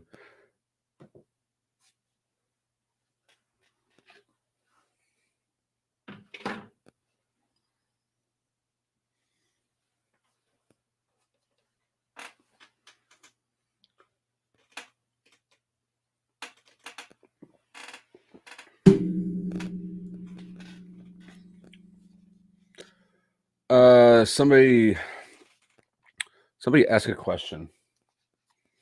I'm not like Eric. I don't just generate words. I need stimulus.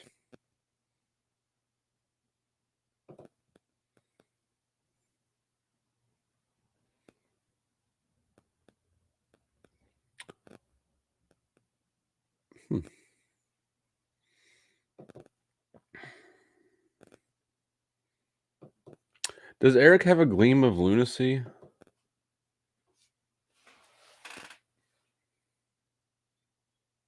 I don't think Eric has a gleam of lunacy.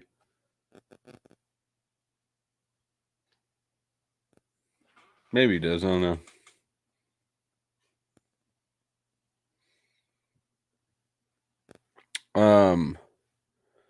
I would not want to live in.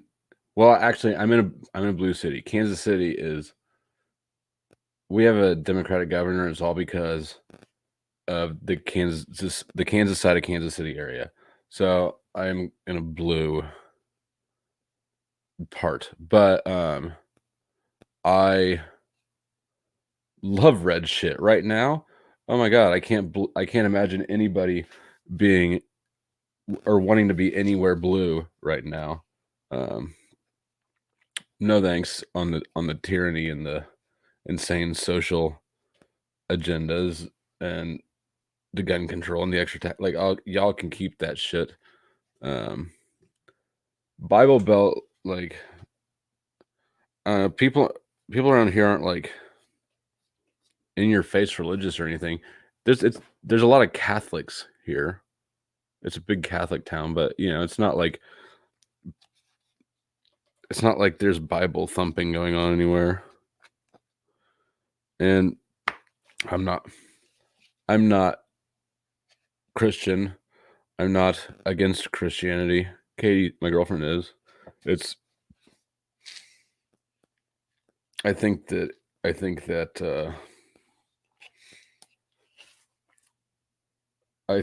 denominational Christianity is dogmatic and misses the point. I think it was predictable. We knew that Biden was looking at big tax changes, and so that announcement came, and it didn't surprise me. Actually, all of my stocks continue to go up. Now I only have 2 left.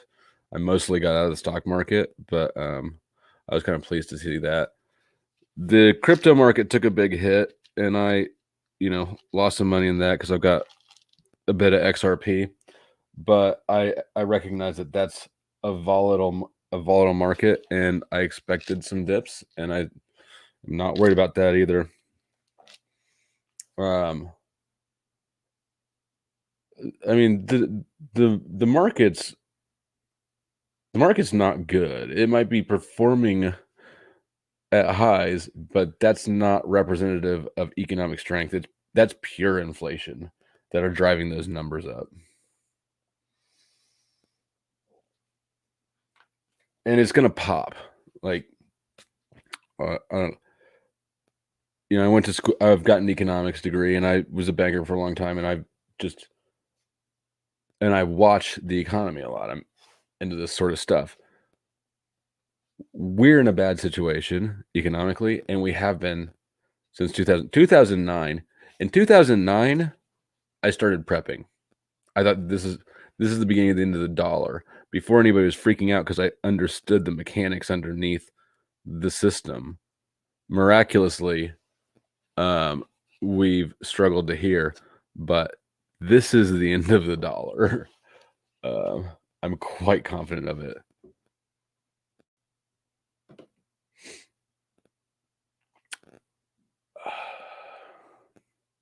My favorite Slipknot song is Nero Forte.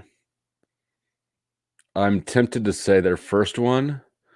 I don't know that it's really their best album. It's probably just the one that I like, was at that age when it came out. It might just be more of a coming of age thing for me. Nero, this last album was really good, and Nero Forte is my favorite song. Either the first one or the last one.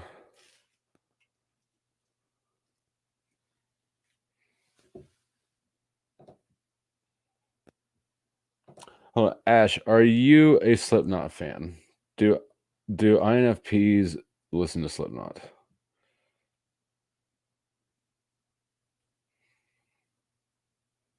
Oh, hell no. None of that shit happens here. I've never even had a Mormon or a what are the other ones? Jehovah's Witness. Never even had door knockers here.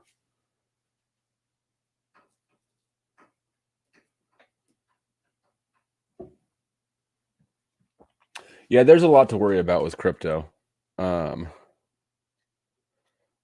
for sure Biden does. I've got my crypto in such a way that it's not obvious I bought it. so I can so the yeah. So there's just a harder paper trail to follow. And I only have the only crypto I own is XRP. And it's because there's a fantastic use case for it. Like here's the thing about cryptocurrency. There's no regulation on it. And it competes with the dollar. Well, the central bankers who own currencies and the government who owns people, they're not just going to go, "Oh, you know what? Here's some competition for us. We're just going to like release control." No, they're going to fucking shut it down. The regulators are going to come in, taxman's going to come in. Most of the cryptos are going to end up being squashed out. And I believe it will be in favor of central bank digital currency. Central banks are going to start issuing their own digital currencies, and when they do, almost all of the coins will go away. I think XRP will stay around and be used as an exchange medium between different central bank cryptocurrencies. So I think that when that does happen, I think when cryptocurrency as a current cool blockchain, emerging market, I think that when the market is destroyed, which it will be, that's when XRP will fucking shoot through the moon.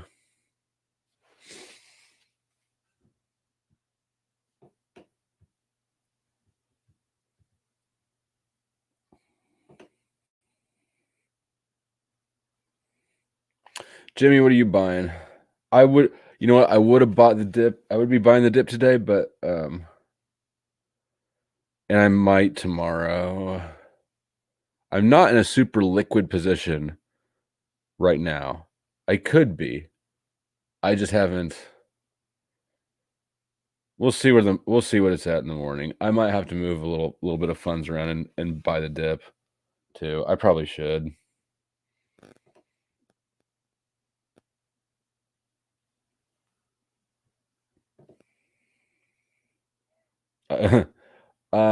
Like once.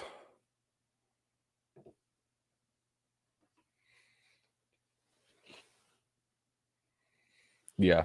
And the inflation is so much worse, and they're trying to say it's like 1% or something. That's absolutely absurd. I bought I bought Taco Bell last night. It was $12. It was over $12 for me to eat Taco Bell. You look at the prices of lumber, you look at the prices of any raw material, they're off the roof. The price of lumber's gone up what? 215% last I knew. Since Biden took office, I think everything's way up. So I'm getting out of cash, and that's why I've done things like bought chickens and other buying silver, silver and XRP and tangibles.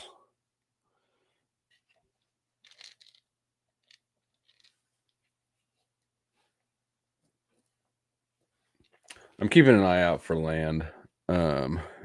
It's so in demand right now.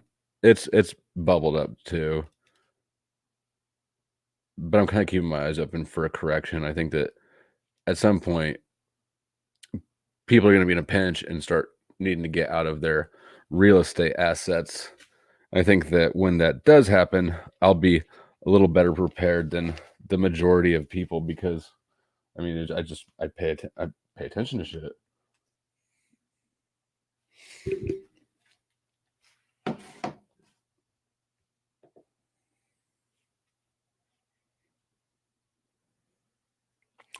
Slipknot was the last concert we went to before lockdown, and it was so fucking good. Like, they're nuts good live.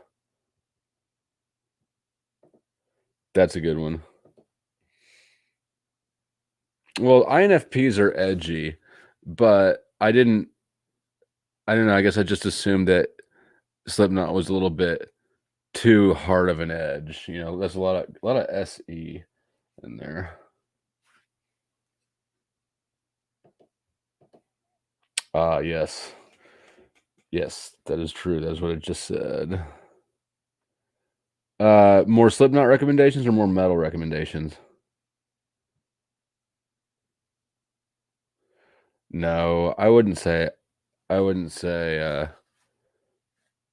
all ions. I would not say all ions are edgy.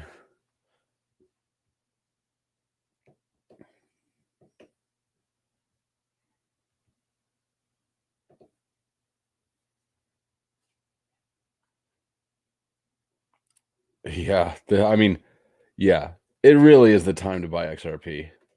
Fuck, I'm gonna have to move some money around and buy some XRP tomorrow. Yep, you're right.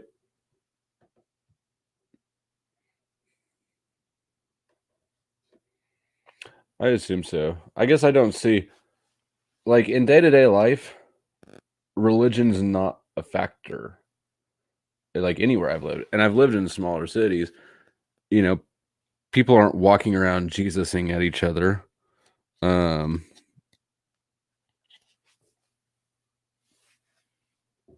There's, I'm in the Midwest, so there's no, like, Sharia or anything.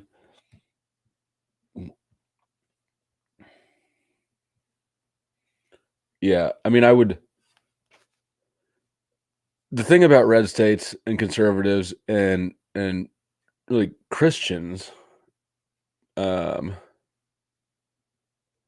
is they respect the individual much more than blue states and liberals and atheists, which I have messed around in the atheist community a little bit on YouTube here, and I don't consider myself an atheist. But I was surprised to find, because you assume that they self-identify as rational, but somehow I ended up in getting on a live stream. Just by chance, I found a live stream going on one night by an atheist channel, Neil the 509 Atheist, and I jumped on the live stream with him and a group of people. And Neil's a cool dude. I like Neil, and I got to kind of know some of the community. And I've been on a few different channels, live streams, a handful of times. But I was surprised to find that atheists are shockingly irrational, and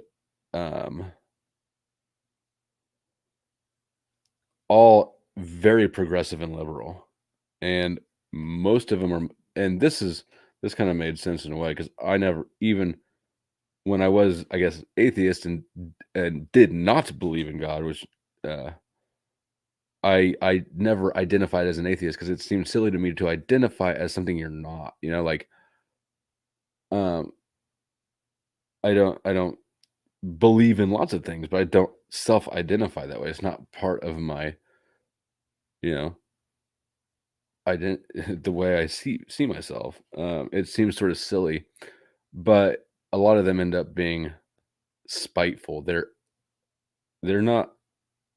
They're mad at God or at their pastor or who, whatever. And so there's a lot of anger and just a lot of resentment in the atheist community. And no, they're not rational. And no, um, atheists and liberals, not the classic liberals, but today's liberals, and the woke and the compassionate and the social justice warriors, like, all these people are the opposite of what they say they are. Atheists are not more rational. Liberals are not more liberal. Woke are dead asleep, and social justice warriors are ideological zealots. Yeah, I mean, the way that you phrase the question makes you think that, implies, I guess, that living in red state is be like, absolutely would not fathom anything else right now. If anything, where I'm at is too blue, and I need to get the fuck to Texas or Florida. Like, give me more guns and freedom. Yeah. Every now and then I'll feel frisky and I'll jump into something, but I never end up staying in it for very long.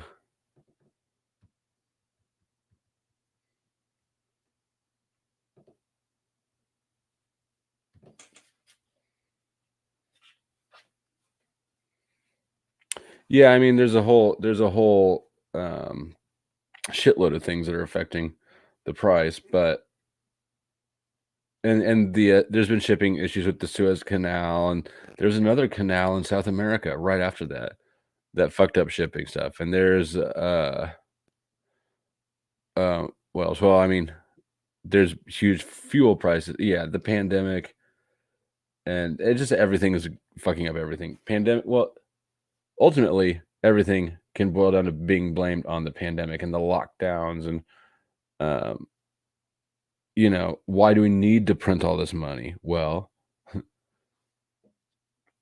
because we didn't have any economic output. This is camouflage for the problem. You can't just not make stuff, but then have stuff. Um, you can't just not work and think that you'll have anything, or else people would just not work. And if you could just print money like that, then why haven't we been doing this the whole time? Obviously, it doesn't work. So what we're doing right now is just. But this was inevitable. We've been printing money and borrowing against the future for a long time, um, since Nixon removed the gold standard, at least. Um, and even before that, when we got the Federal Reserve System, that was when the dollar in the economy became temporary. The Federal Reserve central bank systems are set up to on constant growth models. They're not permanent. They cannot last permanently. Just structurally cannot happen. So this was inevitable, and we're here.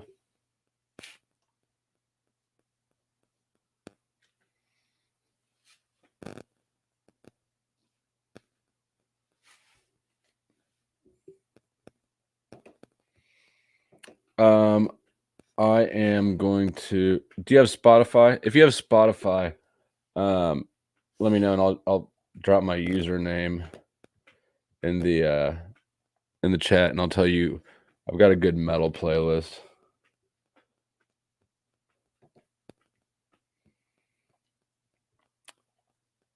They can, yeah, I know what you're talking about. I don't know that I'd think about them as edgy though. I like ISTJs too. ISTJ edgy is like kind of whiny FI.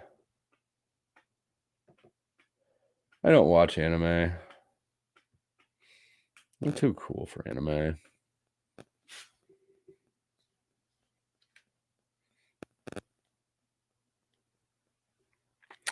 I mean, in a religious culture in a secular city. So, like, did you grow up? It was like your family and the church you guys were in. Like, I mean, there are like clans of churchy shit everywhere, but I was never in. I didn't grow up in one of those. That just was never part of my life. If you're not born into that sort of shit, you don't normally find your way into it.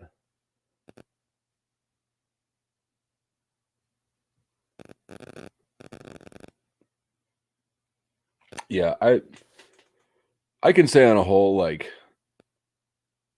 now, like Neil, who I mentioned, there are a lot of cool. I met some cool atheists there, but on the whole, I can say that, like, I don't have a lot of respect for the community.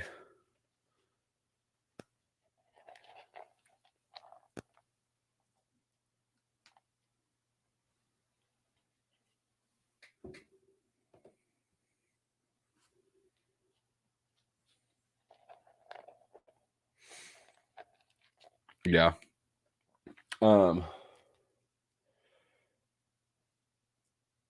Yeah. Yeah, if people want you to know about it, if they're like showing it off, I don't know. I get what you're saying.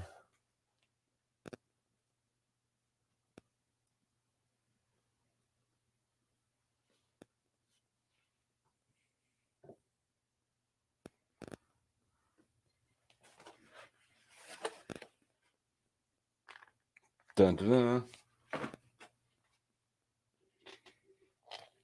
Sunflower seeds. Because apparently these are also for microgreens, which is a weird fucking new health trend or something. Microgreens are one of the most profitable crops, and they have fast turnover. And when I learned well, I guess last night that microgreens were, or that, and black oil sunflower seeds in particular are very profitable. I happen to already have sunflower seeds on hand. I had exactly what I needed. Lindsay Lijo told me about these because she works at like a health clinic or something in Florida, or a health resort, and this is like their main food down there. Like they grow sunflower seed sprouts and eat them on everything. And I had asked about like prepper shit, like what's a good easy to grow thing, and she told me about these. So I actually already had a bunch of these for like in case the grid goes, if everything goes to shit, I got a crop that I can farm in like, I don't know, 10 days or something. But now I find out that they're also a cash crop. So here we go. Thank you, Elijah. I'm set up.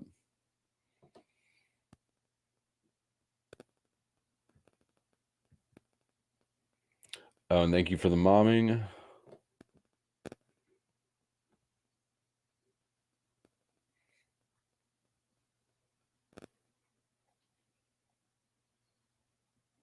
The Satanic Panic. Are you talking about like back?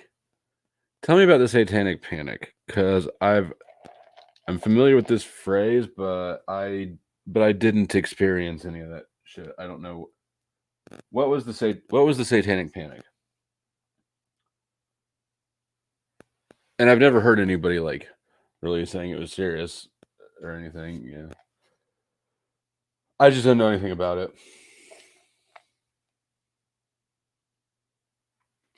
I do think that Satanism or Luciferianism is more of a real and evil thing than is probably commonly known. And I do see, and there's the thing about that is a lot of atheists are down with Satanism. And what is your, and well, isn't that a religion? Why the fuck are you down with that religion? And I guess it's not truly a religion. It doesn't have a deity because you are the deity. The religion of Satanism is selfishness.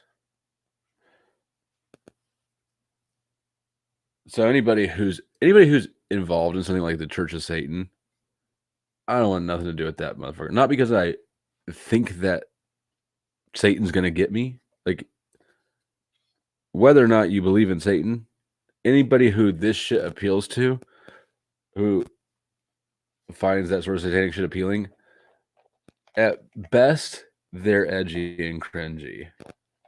At worst, they're seriously fucked up. Yeah. I don't know what. Yeah. Fuck Satan, satanic motherfuckers.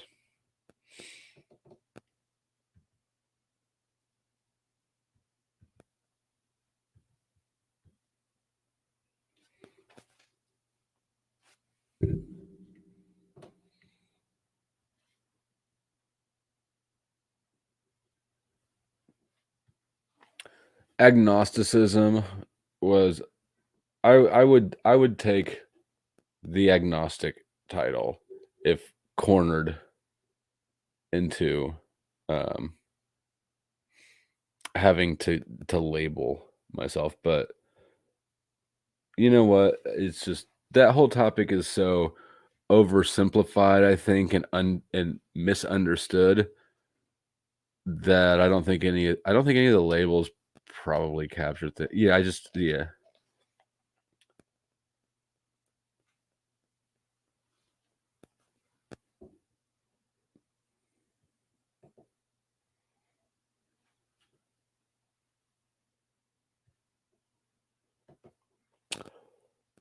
What the fuck?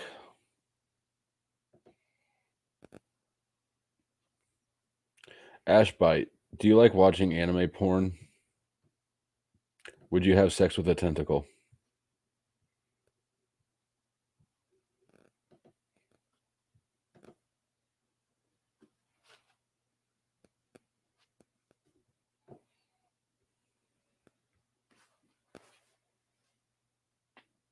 Okay. So yeah, I mean, those nutty groups are everywhere though.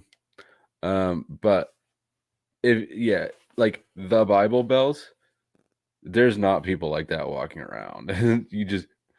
You're not gonna know about it unless you're already in it, really.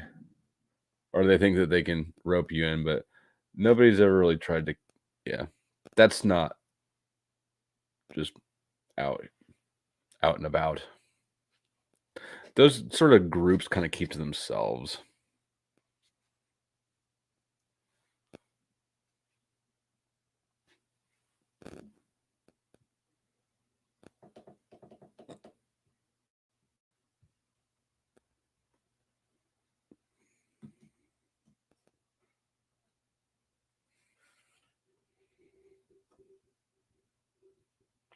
I'm using black oil sunflower seeds, so that is the type of sprout. That's what you're referring to.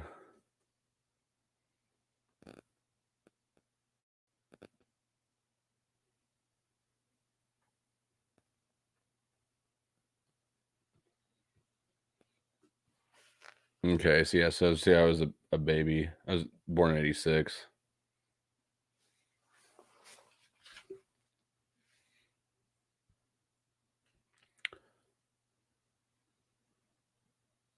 Yeah, I mean, I remember seeing those talking points a little bit in the news articles and shit about Harry Potter and Pokemon at least. Um, well, Pokemon is basically dog fighting. I was actually kind of surprised that this was a popular children's game because all it is dog fighting. Um, but I mean, I've seen news stories or whatever about people bitching about that stuff, but I don't encounter that shit. I guess I wouldn't because I'm not a Pokemon or Harry Potter fan. But the Satanic Panic, from the impression I've gotten from it, is no worse than the Harry Potter panic. Well, nobody was executing Harry Potter fans. There was just a small minority of people bitching about it. That's nothing, no big deal. And yeah, whatever. People will bitch. And I don't even believe that's. I mean, obviously there were some.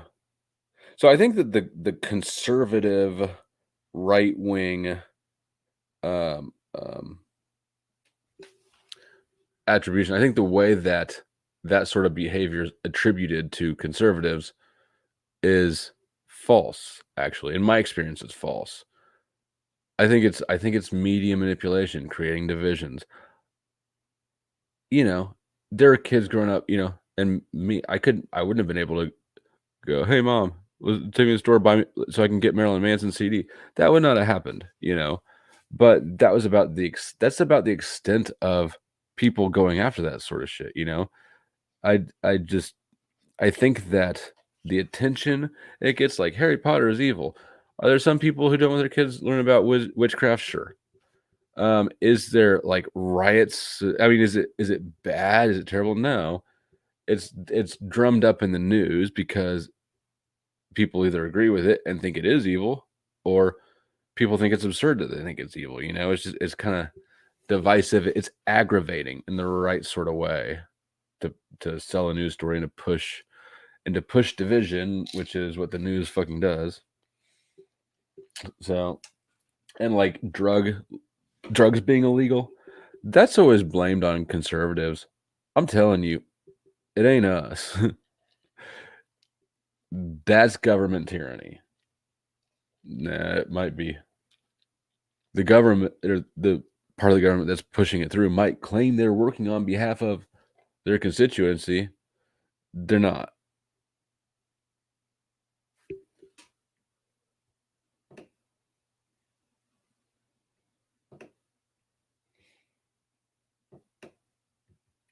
I will say this about religion though. Church girls were tight. They were just the right amount of repressed.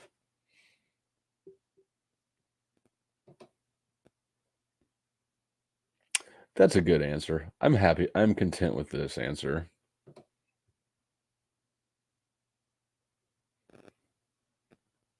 Yeah, I agree. I think that even though religion can be bad and it is frequently used for bad purposes.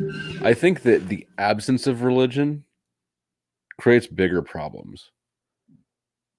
So I don't know that there's an easy answer to that, but I can tell you this: I would not want an atheist society. Well, communism is a great example. Communism is very hostile towards religion and families and everything that's not any sort of anything that could challenge the state authority in terms of priorities. So religion is a problem, but it's the least of the problems. And I think the problem is with the organized part, it's the organized religions. The Catholic Church is a fucking problem. The Bible's not. Spirituality is not. You know, people need some of that shit. I think people do need something more than just like raw selfish materialism. That's a recipe for disaster. And you can tell because the raw materialistic selfish people are absolutely the most miserable ones.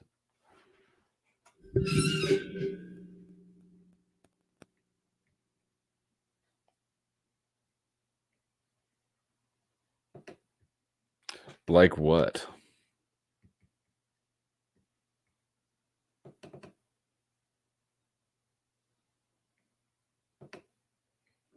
Okay.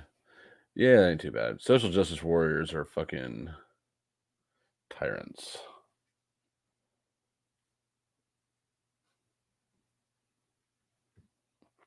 Let's follow this conversation down, ladies.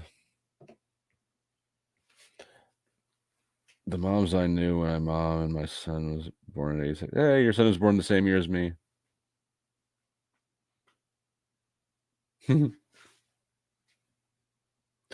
See, my mom wasn't crazy about Goosebumps either, but it wasn't like not allowed. It was like kind of just, it was like grimaced at. It wasn't her favorite thing, but it wasn't the end of the world.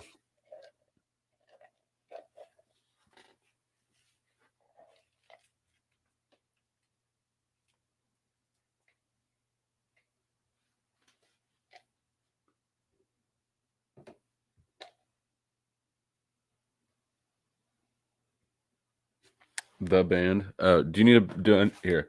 All right, let me give you a band referral or two. All right, so one of them I'll give you is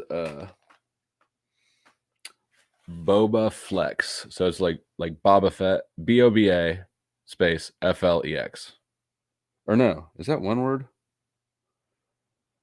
Damn.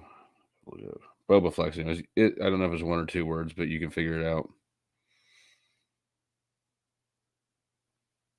Oh, I hope that you've listened to Korn. If you're not familiar with Korn, then for sure listen to their Follow the Leader by Korn is my favorite album of all time, bar none.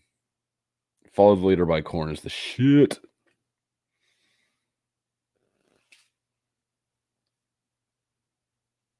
Boba Flex is one word. I was wrong. I have been gotten back into Marilyn Manson a little bit lately. I Don't Like the Drugs and Rock is Dead are two of my favorite songs of his.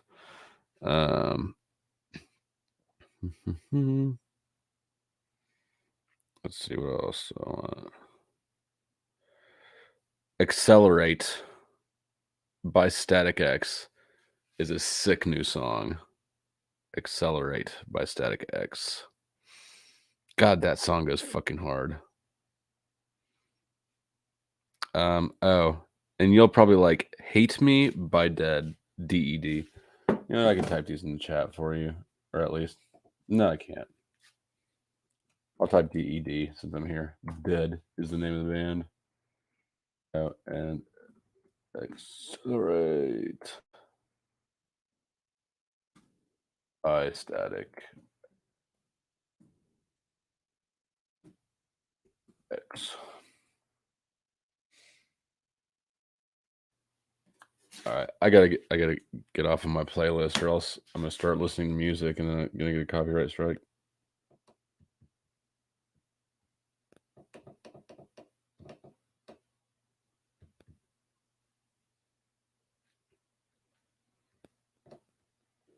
Yes, it would. The reason drugs are really banned is because prohibition is what creates value. It's all a big fucking racket.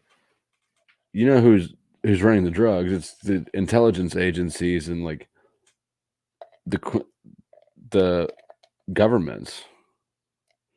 You have no idea how much heroin the Queen runs. Her Majesty is the biggest drug dealer in the world, and yeah,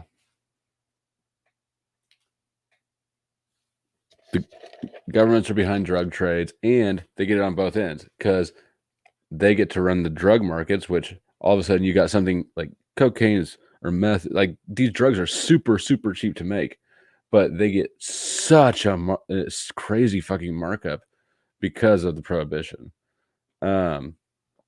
So it becomes hugely profitable. The same people who are outlawing it are the same ones running it, and then they get it on both ends because they also now have to build more prisons, and they get slave labor because you can have the inmates sew together McDonald's uniforms for 10 cents an hour. So you got some slaves, and you're getting taxpayer money to house the slaves. You don't even have to house them. That's on the taxpayer's dime. Yeah, it's just such a corrupt. It's absolutely just an evil, insidious, corrupt system from top to bottom. But people are stupid and brainwashed. So even more reasonable-minded people, when there's like we should decriminalize marijuana, and they think that they're saying something progressive, or they're saying something that shows they're not too square, and I'm like, we should legalize everything. And they're like, even the hard drugs? Yeah, for fucking sure. Every single thing. It should never be illegal for somebody to decide what to do with their own body, put in their own body, because, well, a lot of reasons. On a pragmatic level, drugs do way insanely less. They do way less harm. The drug does way less harm than the enforcement. And on a philosophical one, if the government tells me what I am and am not allowed to do to my body, who owns my body? The government owns my body. I don't own my body. And what's it called when somebody else owns your body? Slavery. So prohibition laws are sort of a backdoor to slavery. And these are the sort of things that you know in the back of your head and your subconscious, but they keep it in your subconscious because everybody watches TV and goes to school. So you know you're a slave, but you don't know you're a slave.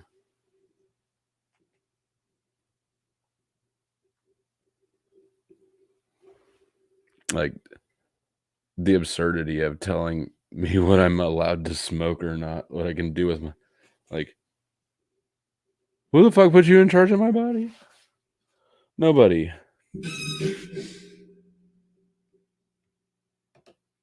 So stupid.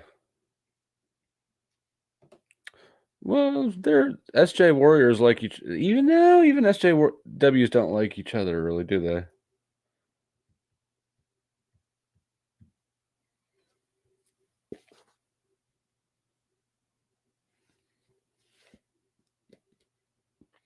Um. Well, what you won't have is the continued development of new harder drugs. You won't have fentanyl because there'll be no reason to have fentanyl. Um, People will just keep doing the drug they're used to. They won't have to get creative to get around laws. You'll have a consistent product. You'll have lower prices. And you won't. I mean, you should look up the stats on how many cops were killed during Prohibition. And then right after, like, it's astronomical how many more police were killed during Prohibition.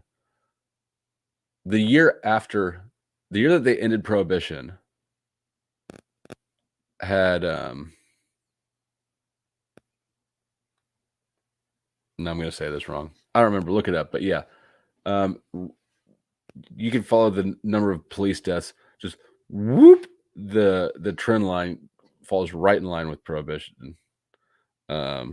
Before and after, there were way less cop deaths, and it's the same for drug. In 40 years of the war on drugs, it started in 80. 41 years of the war on drugs, we spent $2 trillion, locked up massive swaths of the population, and substance abuse has either increased or remained constant in this time during this time period, depending on which study you look at. There's no reason to keep doing it at all, except that it's a racket. It's an extortion.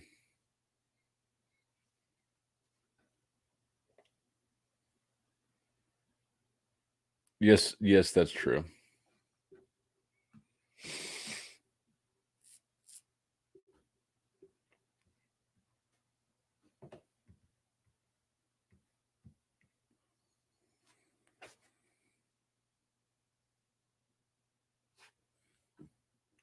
What's an Archimedean point? I don't. I guess I could look it up.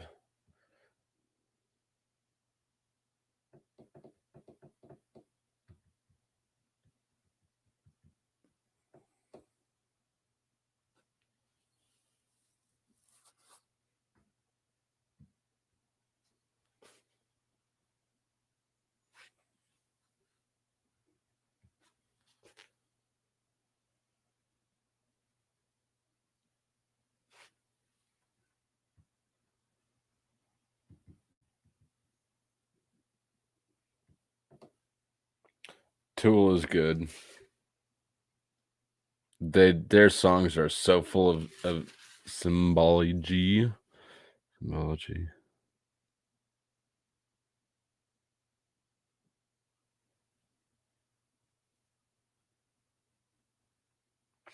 I am. So yeah, I grew up on Tool, and they hadn't toured for years, and then I guess it was 2016 or 17. I was still living in Pratt. It was probably 2017, beginning 2017. They went on tour again, and it was huge. And man, I was gonna get some tickets. I went online. I forgot to be online like right when they broke on Ticketmaster. I got there half an hour after they became available. I checked from Charlotte, Cincinnati, down to the ass bottom of Texas, and up through Chicago, and I think over to Denver. Like, I checked half of America. They were gone.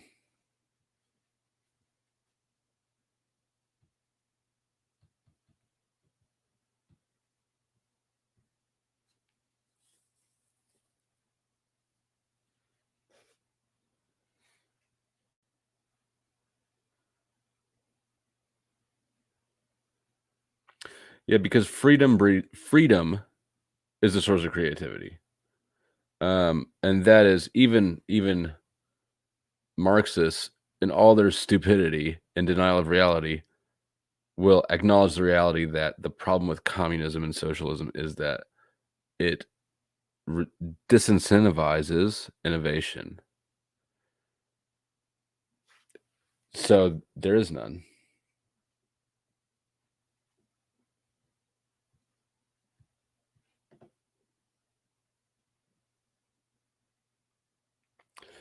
I never really got into Lamb of God. I don't know why. I didn't try hard. I've listened to them enough to know that it just isn't. It didn't ever hook me.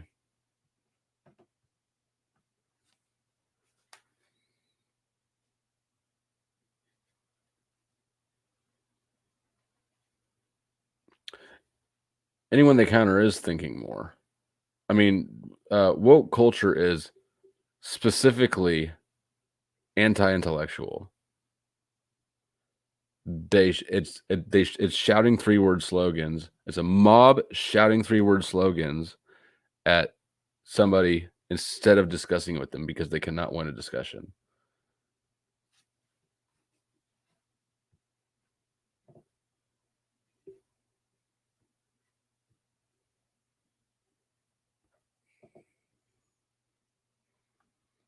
I don't know who Jack is. What would we debate about?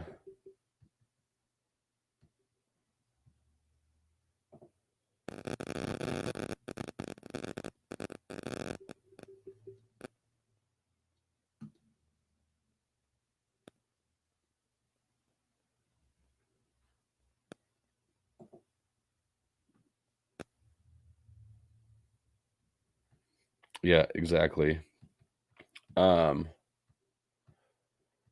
Yeah.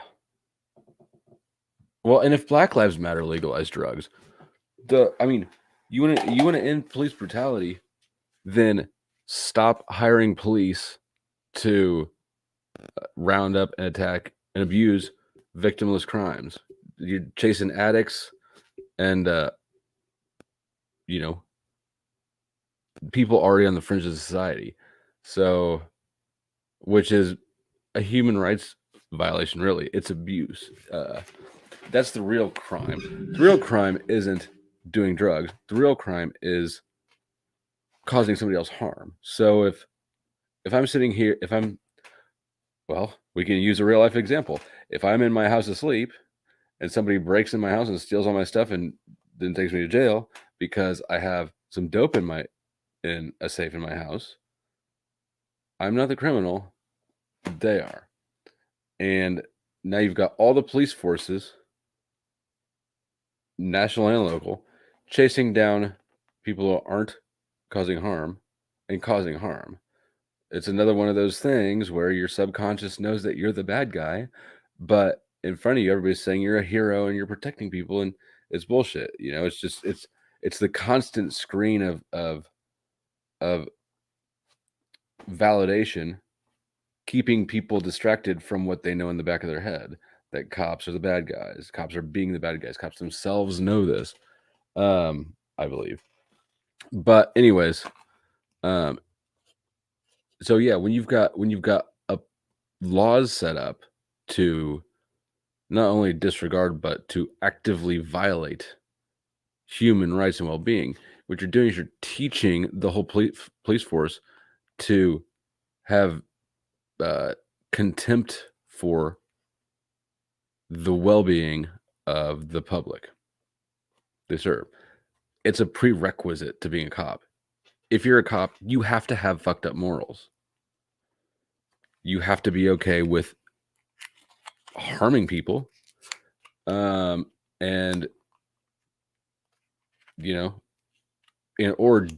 defaulting your actions was, I'm just doing my job. Well, you're still responsible. Like, I don't know what to tell you. You don't get to just do awful shit and say it's my job, sir. I just did what I was told. Well, then you should have found a different job. Find a job that doesn't make you ruin people's lives all day long for not even that much money, you stooge. But yeah, if you wanted to end police brutality, you could start by removing the laws that just create this mindset of within enforcement of we're not protecting and serving the people. Fuck these people. But they don't want to do that. Black Lives Matter doesn't. You don't hear not one spokesperson for Black Lives Matter suggesting abolishing the war on drugs, which is really the source of all police brutality. Is having cops that attack people who aren't causing harm instead of trying to go after people who do cause harm. Are you a Taurus, Virgo, or a Capricorn, Sun, Moon, or rising signs? See, I don't know. I've got Tauruses somewhere. I'm a Sagittarius, but I do have a lot of Taurus. I've got Taurus in my shit somewhere.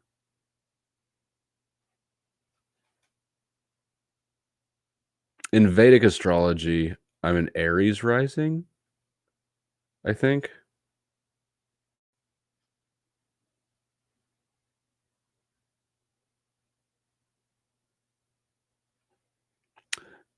Yeah, so the beard thing, I don't know if I'm gonna keep it. It is goat-like because it's a goatee, and it was not my idea, it was Katie's.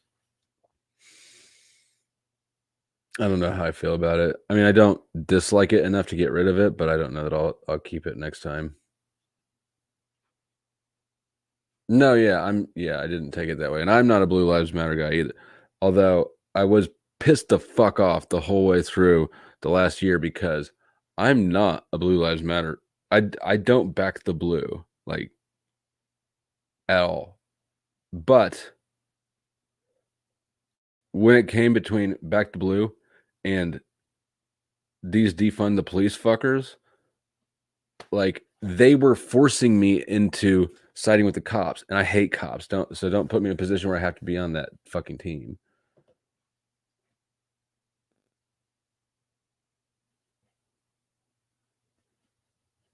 Is he Elijah's biggest fan?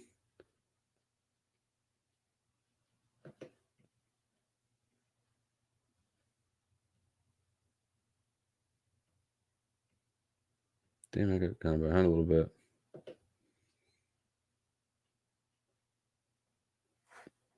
Yeah, we need to reform the laws. The laws need to be changed. You can't. Yeah, the laws need to be changed first. The whole thing does. I mean, the whole. Yeah, I don't know. I don't know how you can't revamp police culture without addressing the larger issue of the whole criminal justice system and all of law. I mean, it's too big. It's too all encompassing and it's too entrenched in. Yeah, you can't reform. You can't train your way out of this. Like there has to be just a complete collapse and rebuilding from the beginning with only enforcement of natural law or moral rights. We don't need this other fuck shit. I'm tempted to say I'd rather not. Yeah, I don't know. Yeah, I don't know. Ideally, we would have.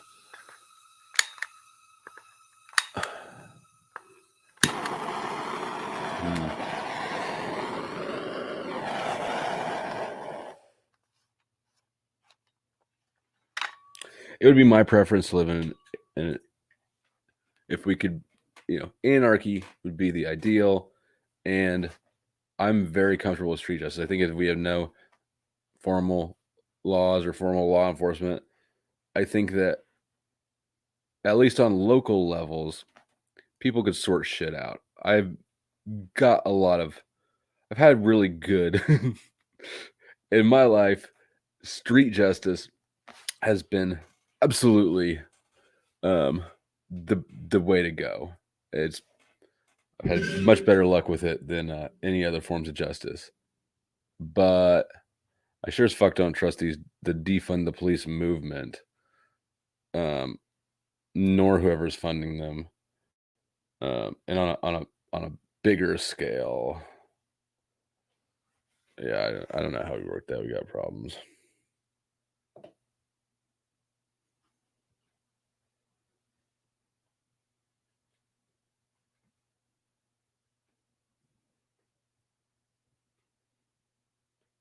Eric thinks he has an Archimedean perspective on things.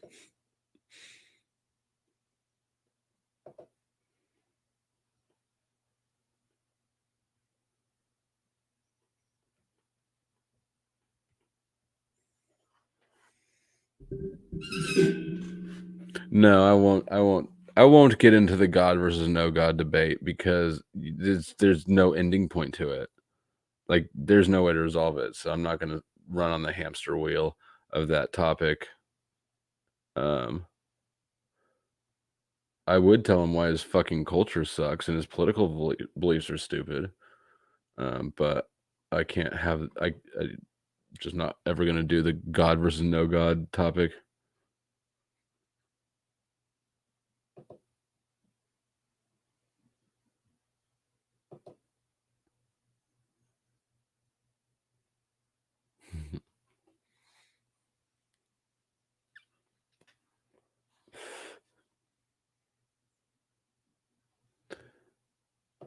She got a kick out of it though, didn't she?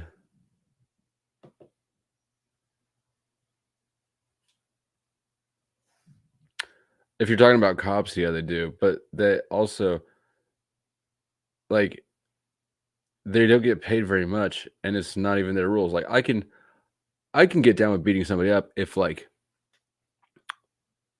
it was my shit that he violated, you know, like, if he broke my rule. If I'm making the rules, if I'm saying, hey, you can't walk on the street on Tuesdays, and he walks on the street, well, he broke my rule. That's a challenge to me. But they're enforcing somebody else's rules. It's just, what a pitiful fucking, you're a dog. What a dog existence cops live. You have to have the worldview of a dog to be a cop.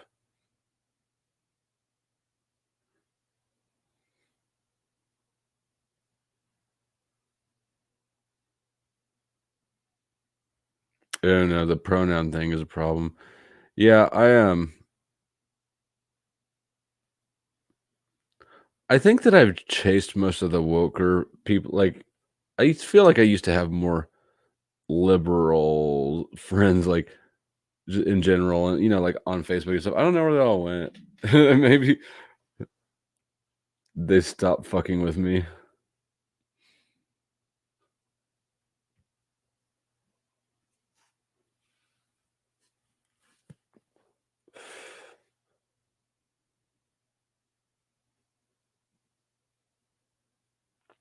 All three of those points are correct. They just bullshit with the dogs. At the first time I got raided, they had a canine unit,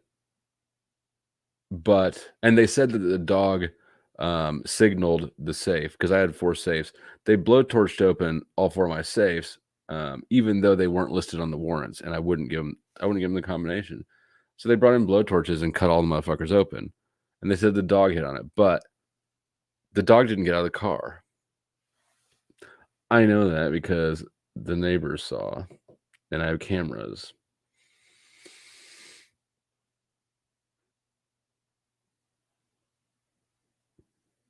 Elder, I will check it out.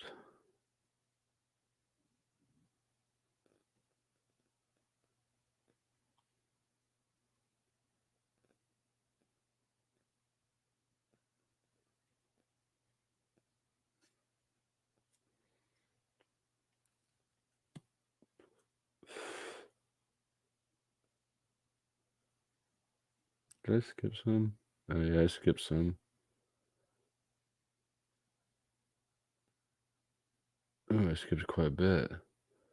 God damn.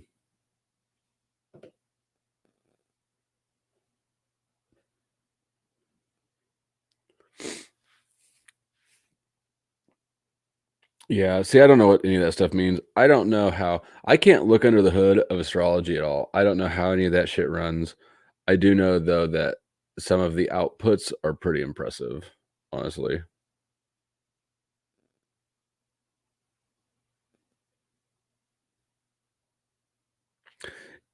Yeah, and I know in Vedic astrology, I'm a Keru or Kuru or something, and also an Ashwini chakra, which is I can't remember if I was watching a video about the Kuru or the Ashwinis, but yeah, like I'm prime for smoking and substance abuse. All all the way around. My chart reads substance abuse. So woohoo!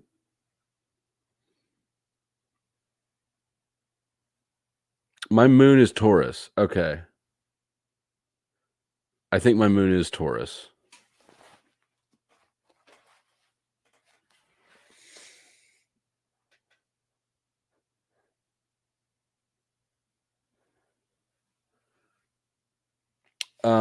And I suppose I don't. I can't. I know I'm a Sagittarius in Western, and I think in Vedic. I'm an Aries rising in Vedic.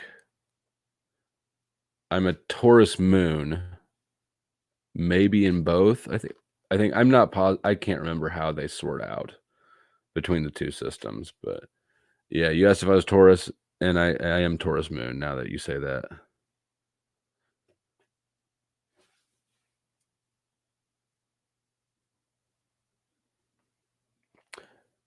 oh yeah, but you see, it's these are all the woke culture. All this shit is all product of the media. It's all mind control, and it's mind control.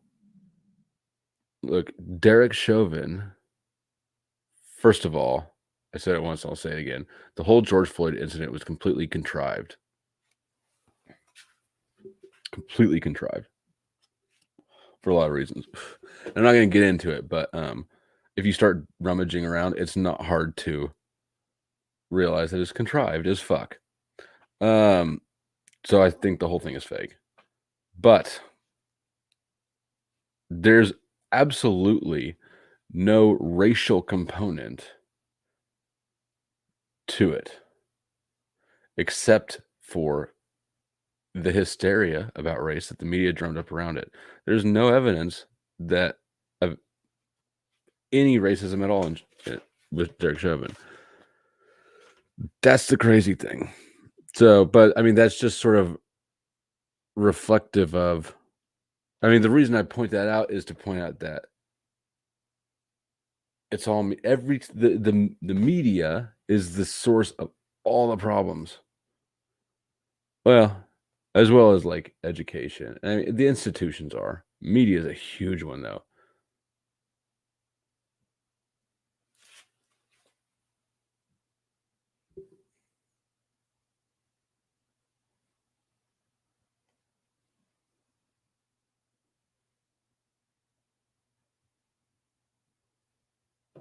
That's an old ass panda.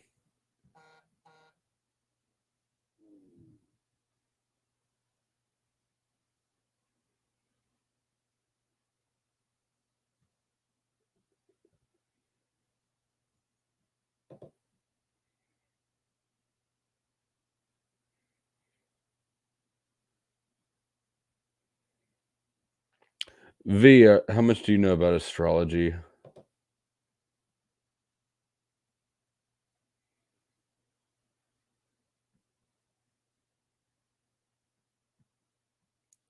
It is deep.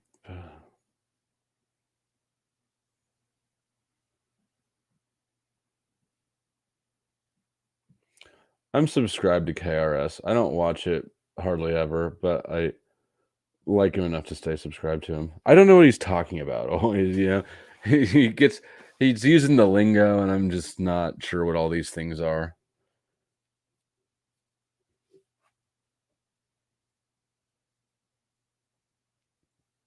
But he's got a good vibe.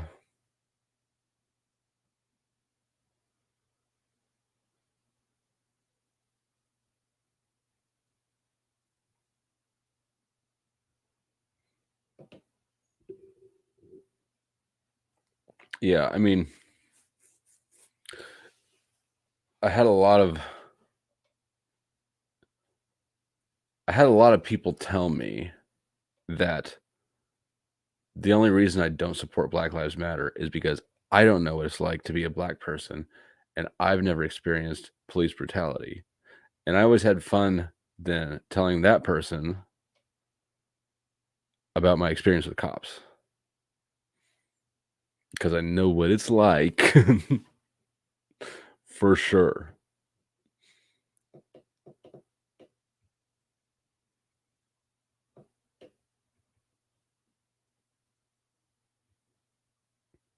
Yeah, cops are terrible, crooked motherfuckers. I don't like victims, so I don't really go on about the ways that I've been wronged by law enforcement. But I'm pretty sure I'm qualified to have an opinion about the topic.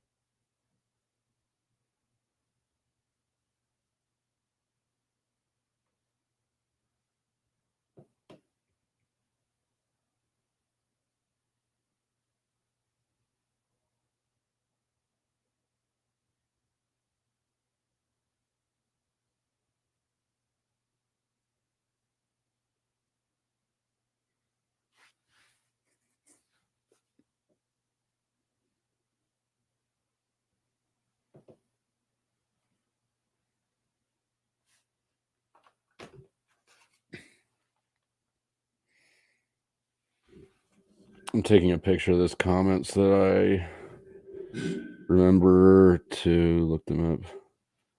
I don't know that I want to devote the brain space to figuring out astrology. I'm pretty content with outsourcing it. Like I can, if I can have somebody tell me the gist of what I want to know, I'm content. But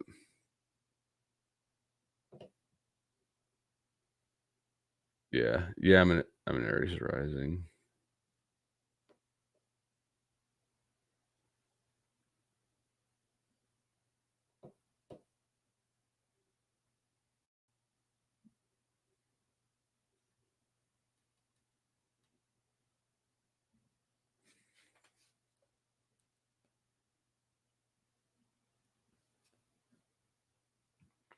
Rahu, that's the word I was looking for. Yes, I'm Rahu. Oh no, wait. Yeah, I'm both those things. Wait. Whatever I was thinking about when I was trying to explain how addiction is in my chart, it was a video on K2 men. You know, I'm just gonna find it.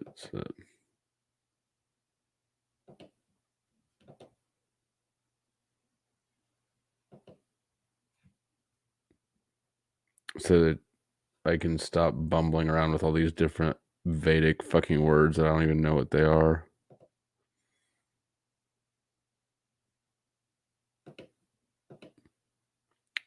This chick.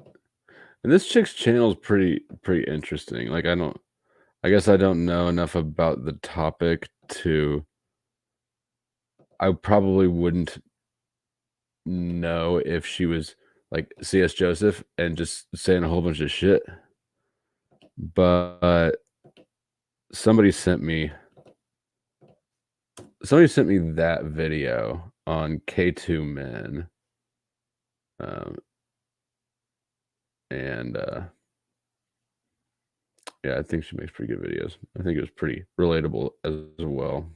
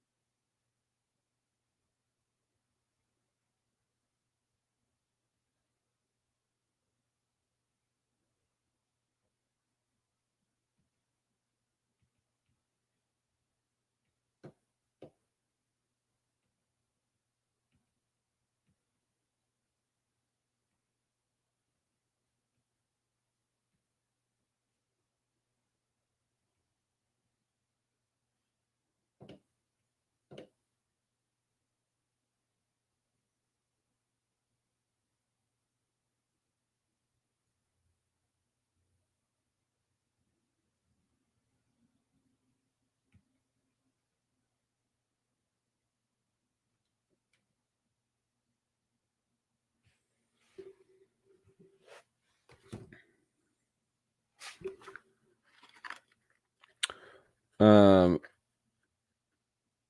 mentioned tarot here, which reminded me of numerology. I'm an 11 in numerology. Master number. I don't know much about numerology as it relates to like your birth chart stuff, but I do know that I'm a master number 11. And if you know what gematria is, that's something that I'm trying to learn. I actually got this book about it right here. Dude, this shit is nuts. Gematria is something else. It's all new to me though.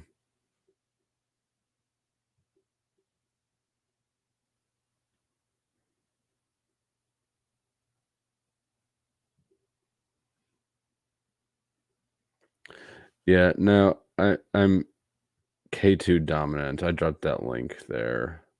The video I'm thinking of. I don't know if I'm saying it right or wrong. See, I don't know. I don't understand astrology enough to speak it, to bullshit my way through it.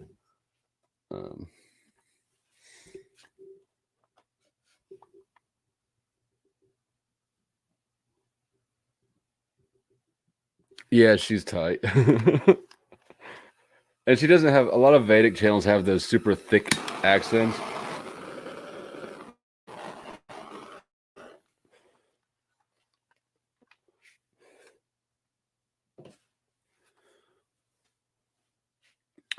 You're blushing from that?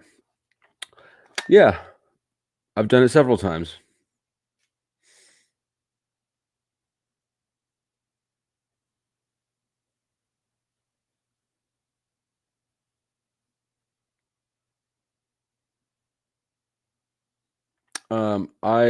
I think I have the key to. I don't know. Either way, actually the same person who sent me that video, she pulled both of our charts and said that, yeah, we're how'd you phrase it? She said, we would probably have a hard time finding somebody better to 69.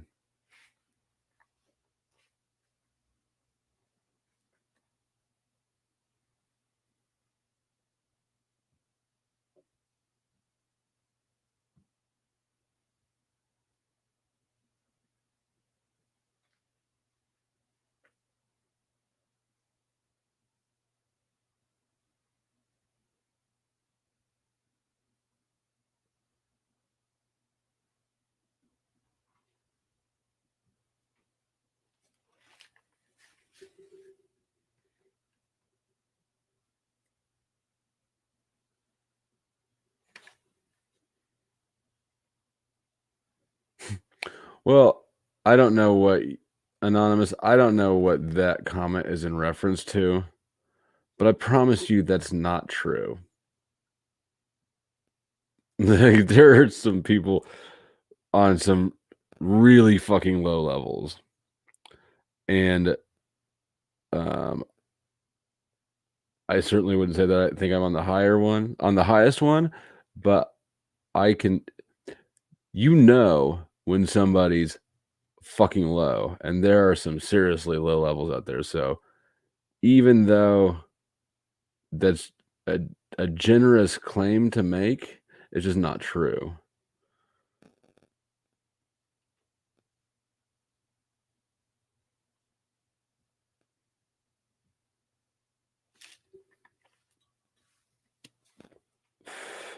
No, he wasn't. Your animal doesn't have a type. Stop being cringy and doing cringy shit like trying to claim your animal has a type.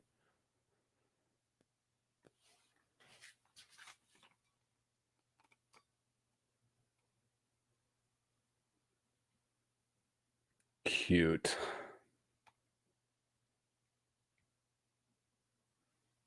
Cute, cute, cute.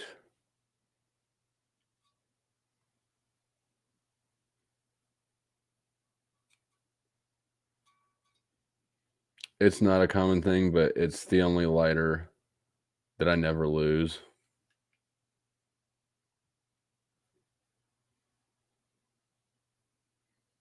Oh, yeah. I'll type it here.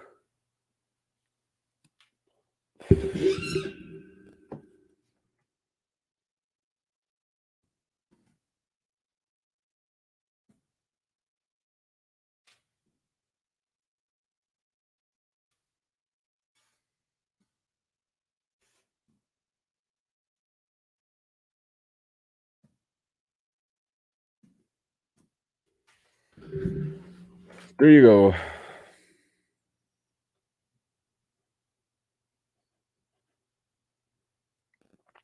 See, I don't speak any of that. I don't know what any of that means.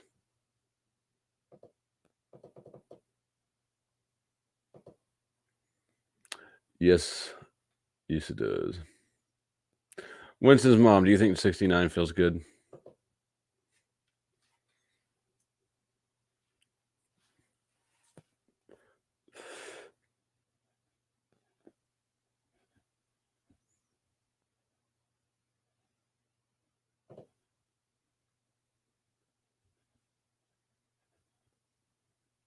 You guys are speaking way past me.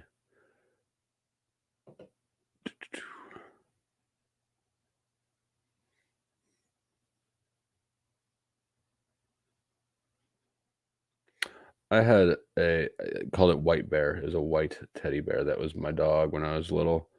My mom lost it.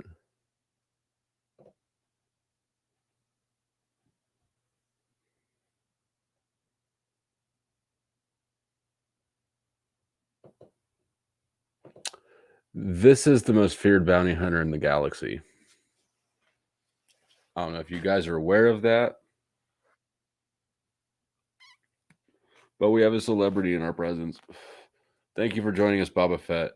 I am humbled to have you on my live stream. How is your carbonite?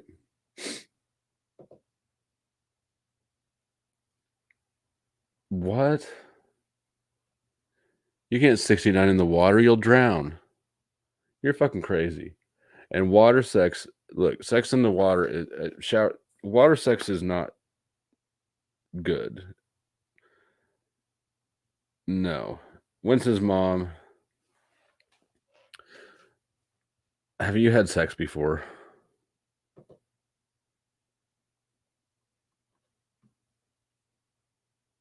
I know I take pretty kindly to it. I'm not good. SCTI isn't good at it, but that 4 slot and it's shiny.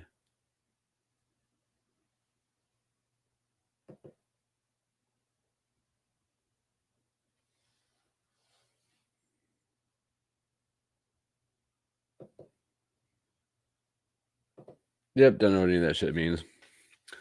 I don't spend a lot of time in astrology. Every now and then, I did a couple days ago. I looked up some videos about what May is going to look like for me, which I don't think I've. Well, I did this. I did it last month. I'm doing everything I can to keep a pulse on when like shit's gonna get wild. Like shit's been kind of wild, but I think that we're gonna have the Great Reset. At some point, they're gonna have to flip the switch on the economy, and that's what I'm looking for.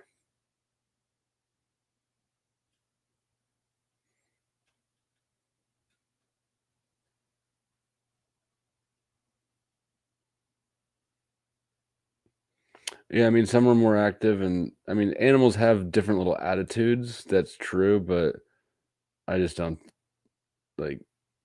Yeah, I'm just not buying it.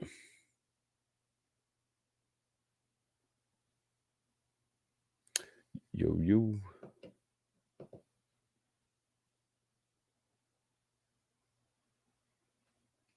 Mm. Well, who knows? Maybe you can do your part underwater, but props.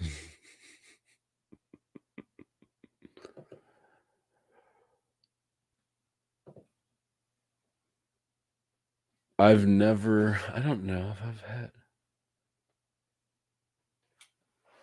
I've never eaten pussy in water. I can tell you that.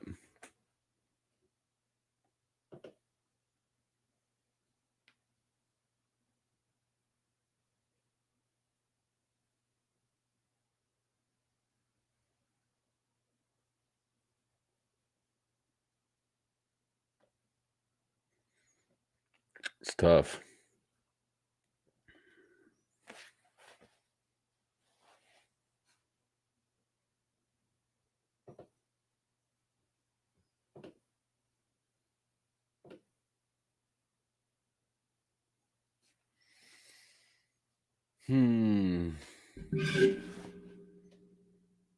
Starting to get tired, guys. What time is it?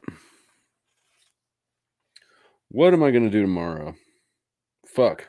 It's 4 almost. What are you guys doing up, you psychos? Don't any of you people have jobs?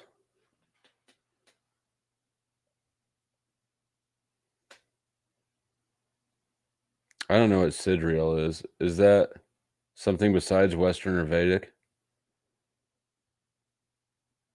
I'm pretty sure I've got Taurus Moon in one of them.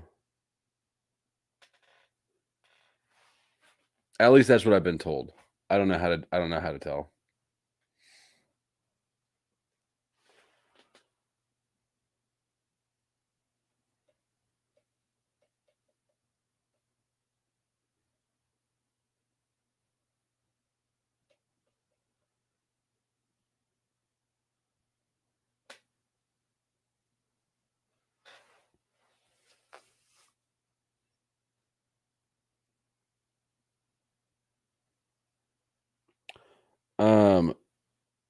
A surprise live stream, what, like on his channel or on my channel?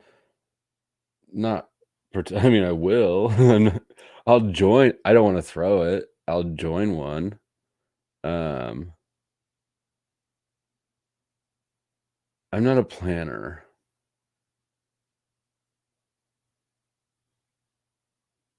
So, no, I don't want to throw it. I don't want to plan it. But if there is one somewhere, I'm happy to join. You'll have to remind me.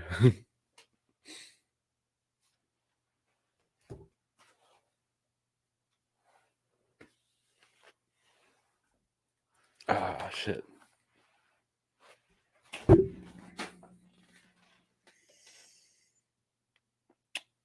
Hold on. I gotta go find Katie's cigarettes.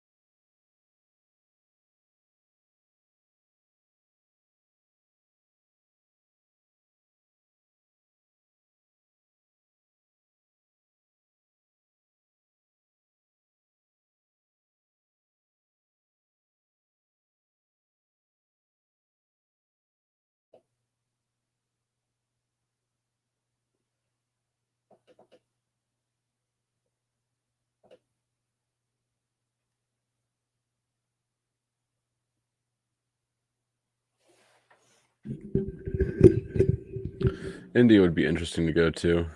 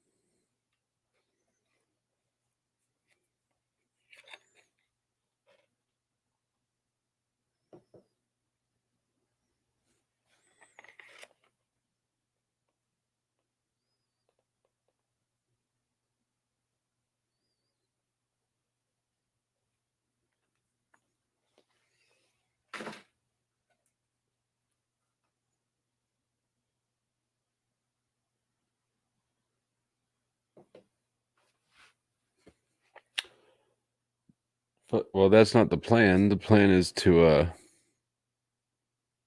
well, it's an introduction to the new way of life. It's an introduction to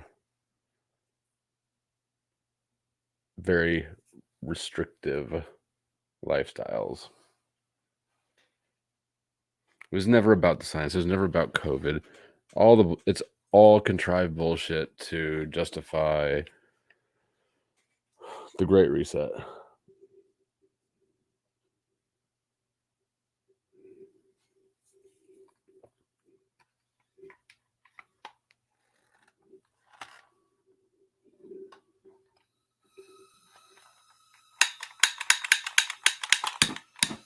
Woo!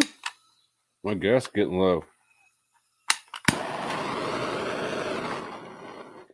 Good thing I've got more, because all fuel prices are going up, and I'm a prepper, so I bought lots of shit. I got lots of propane. I got lots of gasoline. That corner of my garage gonna blow up any second.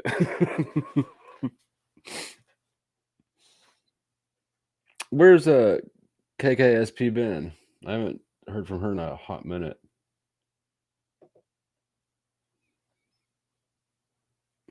And airlines are fucking assholes. We're going to Florida in a week, and telling you, Katie's gonna have to sedate me to get me to fucking deal with the airline douchebags and their mask bullshit. Like, I've been successfully and combatively, if need be, not wearing masks the whole time. But I've heard the horror stories about the planes, so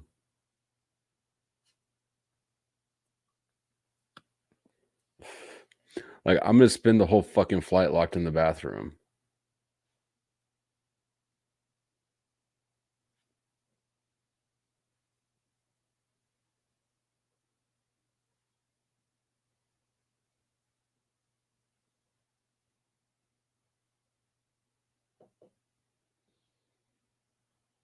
What are we doing, Breaking Bad? Oh, blowing up the corner of the garage, yeah. And you know what? My funny conviction is for stations. So that show never caught me like it caught the rest of the world, though. Like, it's good. I watched some of it, but I didn't finish the series. Not the Texas outage. Like, I'm not surprised by any of this. It's the economics. Like I mentioned earlier, I've got a degree in economics, and I was a commercial banker for 7 years. So I learned about the system. I understand the system, and now I still watch it, and the system structurally is going to collapse. I mean, it's just not there. But yeah, I'm watching all the time for things that, like, we're in worse. I mean, people are feeling it economically, but it's gonna get worse. Look at Brazil. I'm sure people aren't familiar with it, but what's happening in Brazil is I look at Brazil as sort of a case study for the US because we're doing all the same shit as them, but about 3 years behind. And yeah, the dollar's value is collapsing. But this, like I said, this is not paranoia. I'm aware, and it's not speculation. It's structural. I mean, it is what it is. They're just trying to hide it. Because the same people who set up and fucked up this system, of course they want to retain control, and they will. So they need to roll people into a new system with them at the helm before and an excuse, oh, the virus, before people can realize that these people fucked shit up and we need to not do this again. No, we're going to do this again.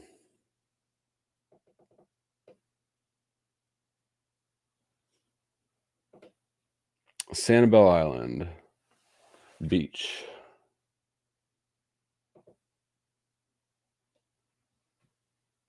Yeah, I mean, I'm going to test it, obviously. I'm going to get away with as much as I can get away with.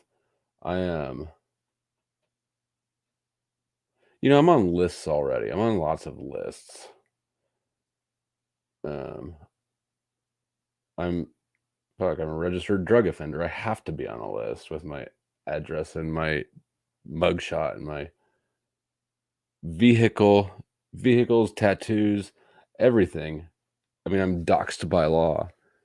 So I don't know. I guess I don't think that and I'm not going to get a vaccine passport, and I'm not going to get a vaccine. I mean, just the way that things are going, I don't plan to be flying commercially really that much anyways. But yeah, I'm not going to ruin everybody's vacation and because I'm an asshole.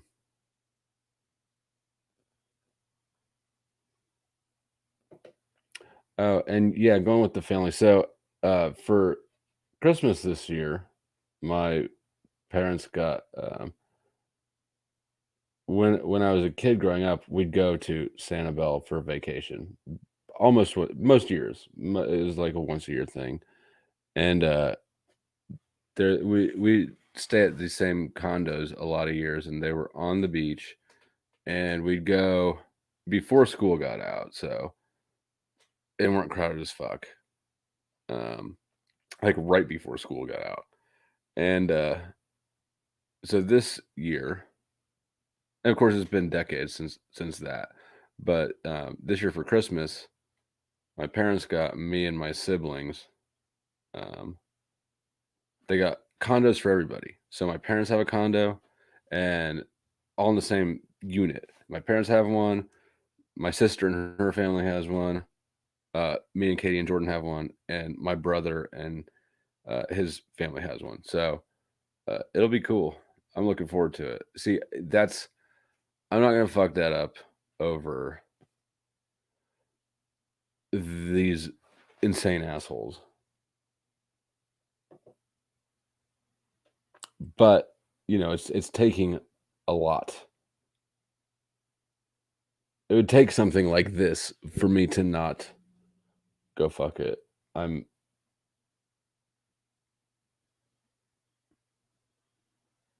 Yeah. I'll go if I mean I'm an 8, I guess. I don't know. I'll go down over something though. Like there's plenty of stores that I don't well, not plenty. I don't go to Menards anymore. Menards is a particularly bad one.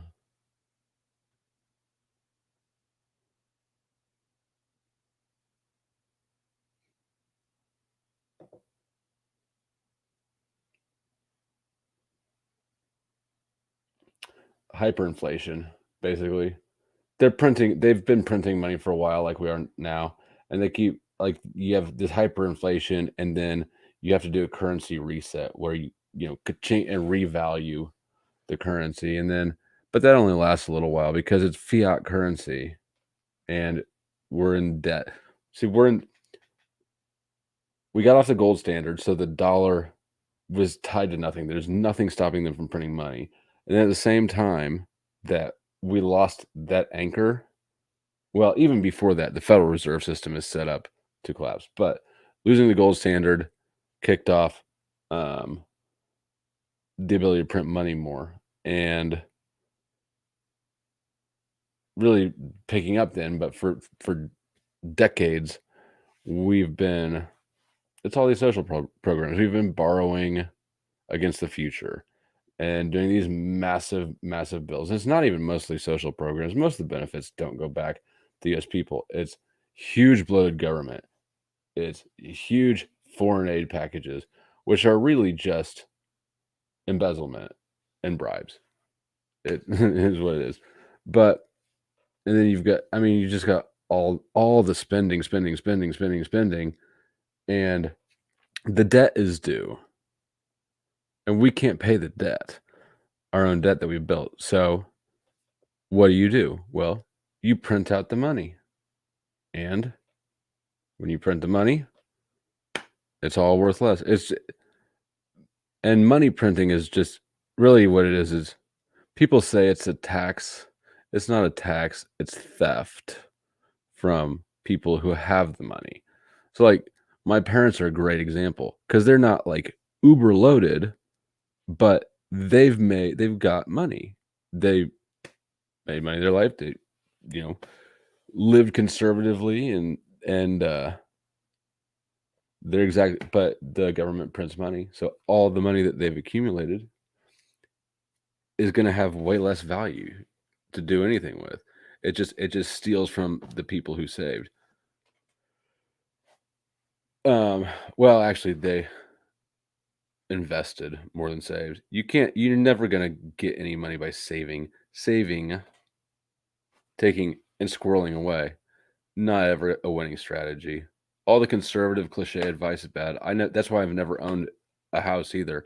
A starter home is not a good financial decision. It's a wives' tale sort of thing. But it's just theft from people who have the existing dollars. The people who have the uber wealthy, the ones who have all the dollars and are making these decisions, of course, they're positioned in ways to not only not lose from it, but to take advantage of it, which I think is happening like a motherfucker with both the stock market and the crypto market. But it's the middle class and the upper middle class that they're just pulling the rest of the wealth out of.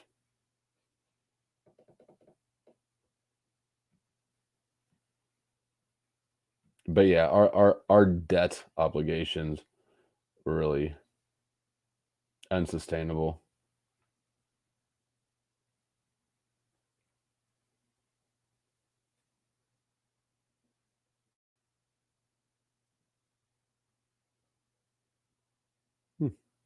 Nice. Yeah, we went to Captiva a few years. Oh wait, Captiva and Sanibel. They're like the same thing. Never mind. We didn't go to Sanibel every year, but it was the most. It was the one we went to the most.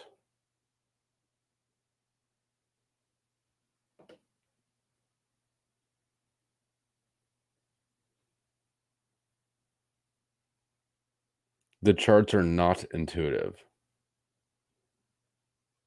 Huh? You know what? They're not, are they? Wait. Do you mean that in the colloquial sense or in like the Jungian sense? And it takes a while to get to learn how to read them. I guess they're technical, but being able to, but the trend analysis, yeah, I don't know. Like, I'm pretty good at it, but I don't I don't trend analyze in such a pure way as a lot of the NTJs will look at the graph and look for patterns in the graphs. I don't do that. I look at what's likely to impact this pattern. I look at the world for insight into the chart. I don't look at the chart for insight into the chart. Mostly. A little bit I do, but not mostly.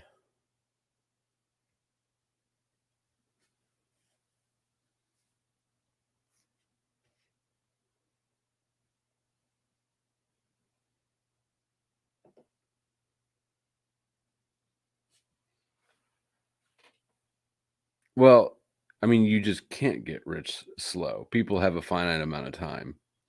And if you get rich slow, I mean, if you put your money in a savings account, what was it I heard today? Since 2006, since 2006, the value of the dollar has decreased by 85%. So, but people don't take that into account when they're thinking about like $10,000 now. Those were six is, or I'm sorry, your $10,000 that you put in savings account in 2006 is worth 6.5. No, it's worth whatever. You can do the fucking math on your own. $1,500 now. That loss of value is staggering. You will never save. You can't use a savings account or some low interest safe haven and ever do anything but have your wealth bleed out. Safe investments aren't safe. And now more than ever, the dollar is risky.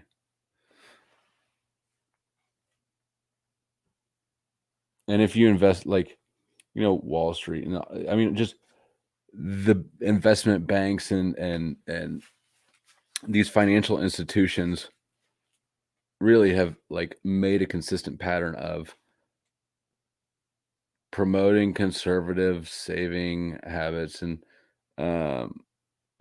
pension, pensions and stuff. These things are treated as good, safe, responsible things for working people to put their money in. Well, what happens to pension funds? They get fucking robbed all the time. It's just the slow saving method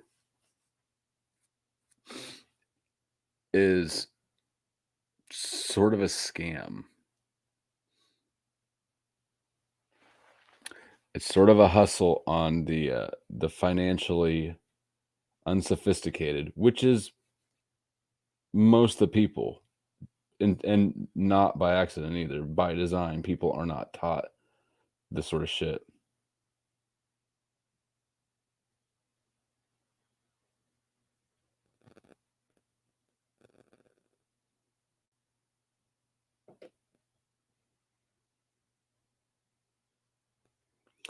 That is a very I know that about. I'm familiar with that, and I like the fuck out of it.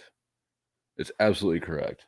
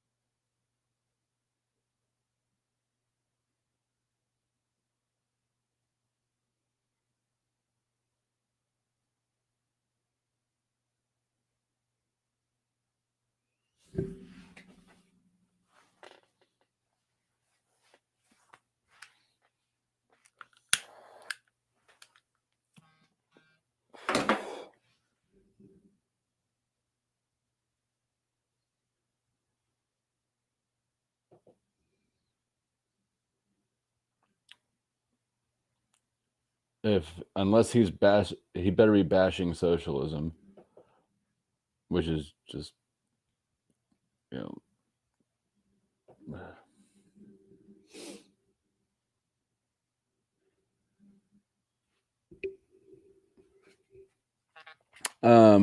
I will look it up. I don't know. I don't know if we're gonna agree on what's driving politics, because who's that guy you like who's just the fucking worst?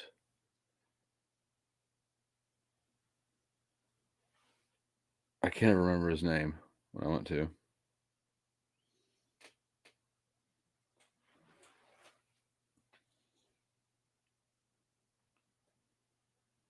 He's the guy who he's engineered so much like genocide over the years. Come on, give it to me, Winston's mom.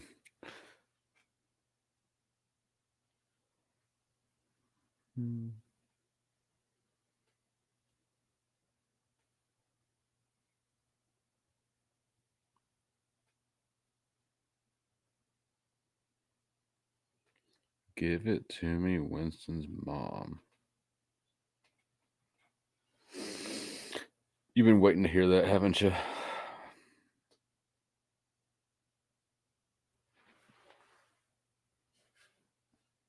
No, it's fuck.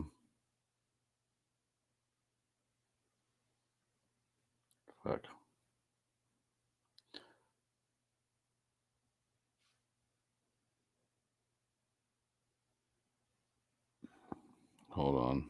I'll find it. I gotta find it now because it's gonna itch my brain.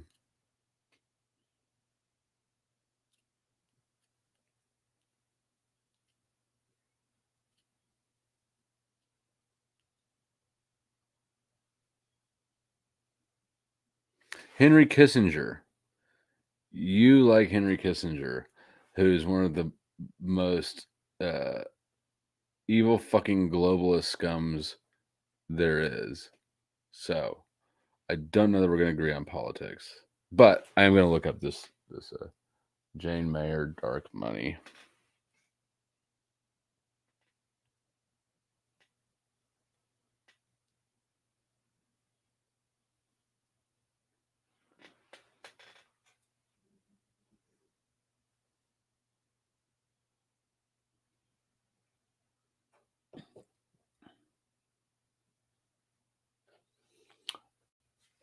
That moral foundation theory is something else I need to. I'm aware of it, but need to look into a little bit more. Yeah. I was talking about Henry Kissinger.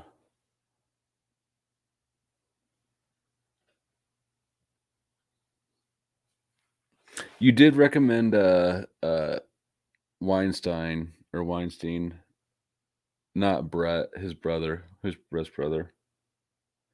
My brain's getting tired. You know the guy, the smart guy.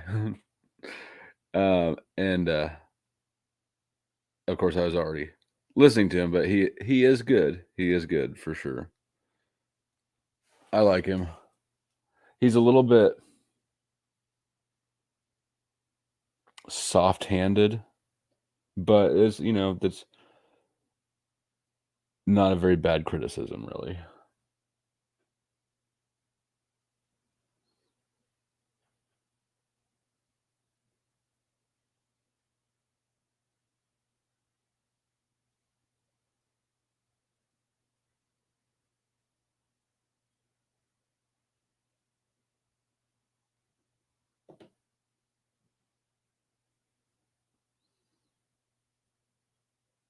I thought no, I wasn't teasing you. You made a comment at some other live stream before that. Maybe you were being sarcastic. I don't know. I wasn't around during the Nixon years, but I thought that you liked Henry Kissinger.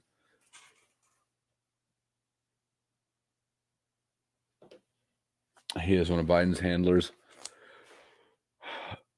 God, Biden. What a fucking train wreck. I can't think of anybody um, that I have less confidence in than a senile Parkinson's having old um, pedophile. Like he's just the worst basket case of a leader I can imagine.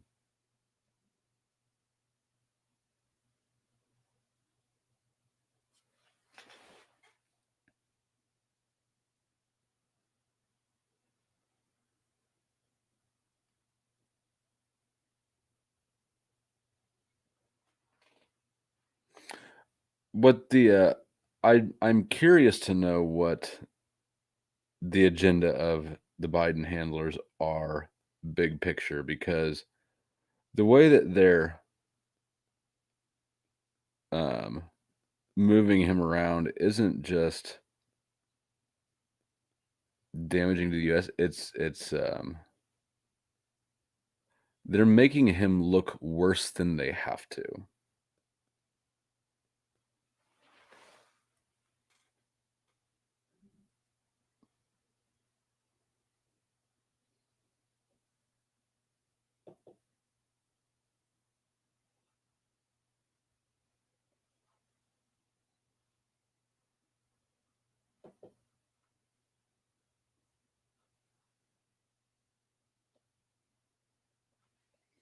Your great grand uncle? Oh yeah. There's that SI right there. 1921. Oh, Winston's mom, you just snitched on yourself. Only an SI user knows that shit. And even then, maybe only like the strong half of SI users know that. I don't even know if I have a great grand uncle or a great great uncle. Like, what the fuck even is that? How do you get there through the family tree? I don't know what that is. Like, I can't conceptualize that relationship.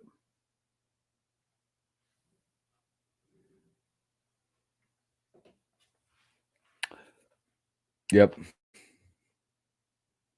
And we try to warn people about it, but people are like, "Oh no, that's crazy." And it's like they have no fucking ability to to reflect on things. That just it's fucking crazy. I'm losing my goddamn patience with these fucking dull-headed non-conspiracy theorist motherfuckers. Getting sick of it. like like you fucktards need to wake up sooner or later. Or get the fuck out of here. It's just it's the amount of stupidity and or willful ignorance it takes to still be such a fucking mouth breather is unacceptable.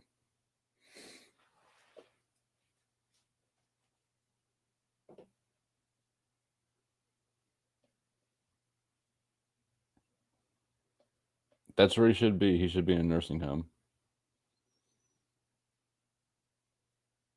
Yeah. But why are they making but I guess what I was saying is confused is I know I'm well aware of, Agenda 21 and 30 and 50 and the Great Reset and all those things, but why why are they bothering to make him look worse than they need to? Because I do think that the things that he's doing are intentionally aggravating for the public. And I think they're intended to be that way. Like with the border shit, right? We've got after all the bullshit they made about Trump putting kids in cages, immediately after the Biden administration goes way worse than Trump ever did, right in front of people's faces, and he puts Camilla in charge and she doesn't even go down there. I mean, like the way that they're handling things is so bad it's got to be intentional.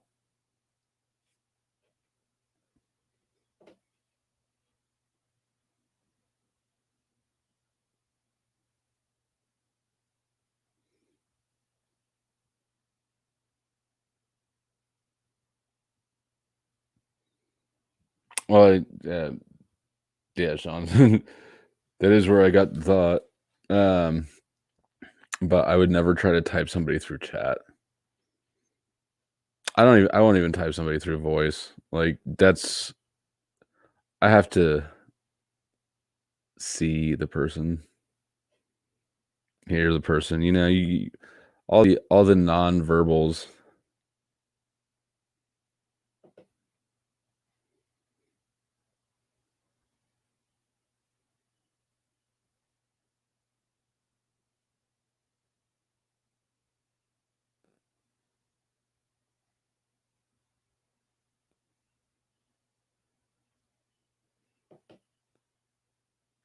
And people are so eager for it. I get so I don't know, it's not mad. So if you go into Best Buy, you know, you see these people buying Ring cameras. I blabbed about this at the beginning of the live stream, but you weren't here, and I'll rant about it again. Ring cameras. Everybody's spending fucking money. They're spending their own money to buy a Ring camera to stick on the front of their house that they're then going to give access to the police just in case for extra safety. Like the cops ever give a fuck about protecting anybody. They don't.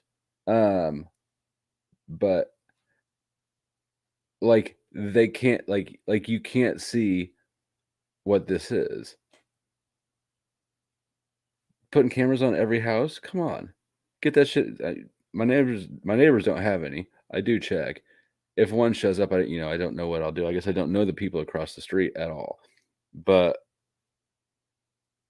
I tell you this, I'm not gonna have a camera on my house all the fucking time that the cops are synced into. It's just not gonna happen. If they want to surveil me, which they, they're fully capable of doing it on their own, trust me. But no dickhead brainwashed fucking mouth breather neighbor is gonna do it for them. Like,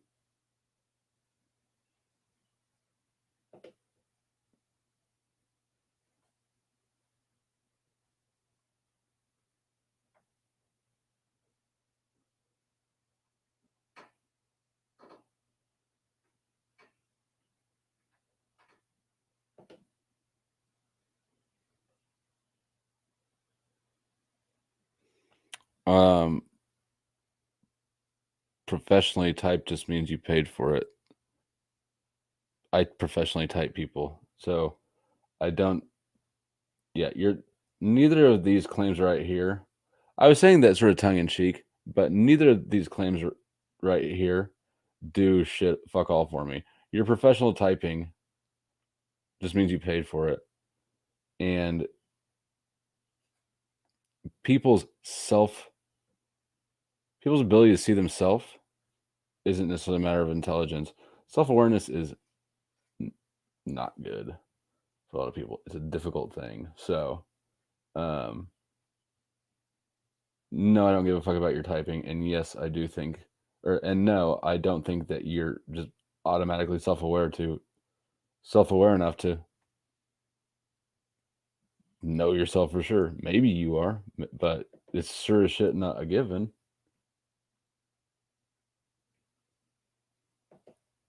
But either way, I wasn't actually retyping you. I disagree with Sean's typings plenty, and I would never type somebody through the chat. Wait, where'd I go?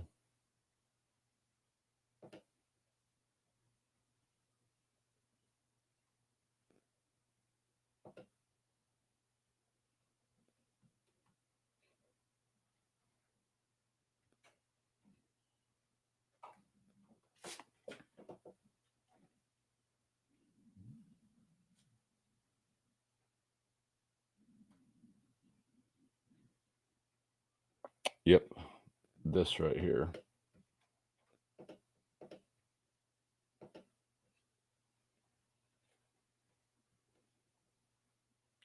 Well, the Air Force doesn't use the Jungian typology, and if they do, they use the actual MBTI test, which is garbage. And Linda Barron's. I don't know how good she is at typing actually. But I'll tell you this: I've been not impressed with Victor Golinko's ability to type people. So writing a book doesn't mean you're good at typing.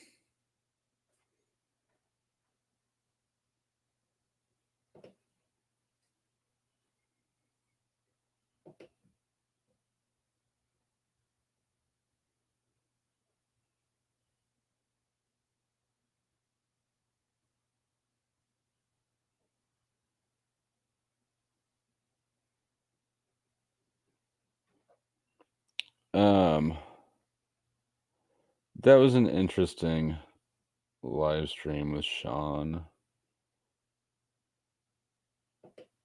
No, he's never typed me, but I've seen him. I've seen his analysis of other people, and just was underwhelmed.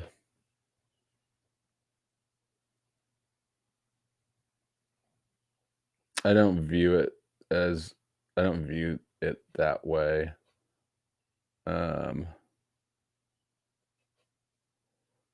That imply, I mean, I don't know if you meant to imply it that way with the phrasing, but the implication that my subconscious is a different type. If you're referencing four sides of the mind, then that shit's garbage. If you're asking me about my NI, yeah, refine the question. I'm not down with four sides though, at all.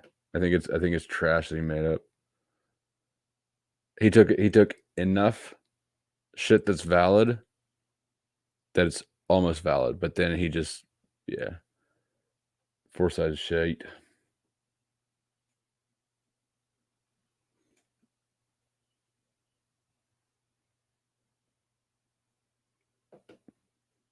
Yeah, well, and that's the nature though of such a subjective thing, is everybody's gonna disagree with people's typings. I suppose it's I thought that it's like, because I disagree with a lot of OP typings too, but I wouldn't say that I've found them disappointing in the same way that and I haven't been typed by them either, but I would say that Victor Golinko's was more of a letdown, because OPS or OP, like we had disagreements on some things. Golinko, it seemed like it was not insightful. Actually, it seemed like it lacked insight into the person almost. Like I just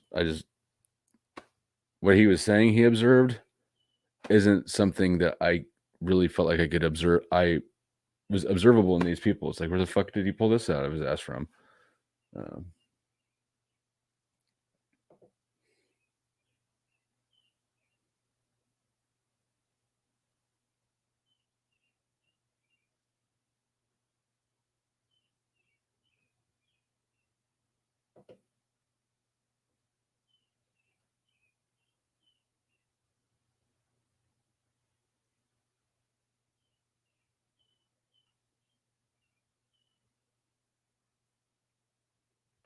I heard that Golinko's latest book was really good. I haven't read it. I don't have it.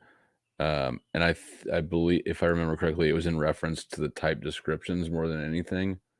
And so it's one of those, it's one of those things on the big ass to-do list that you just keep throwing shit onto. It's like, oh yeah, I need to do that sometime. And then who knows if I ever will? Probably not.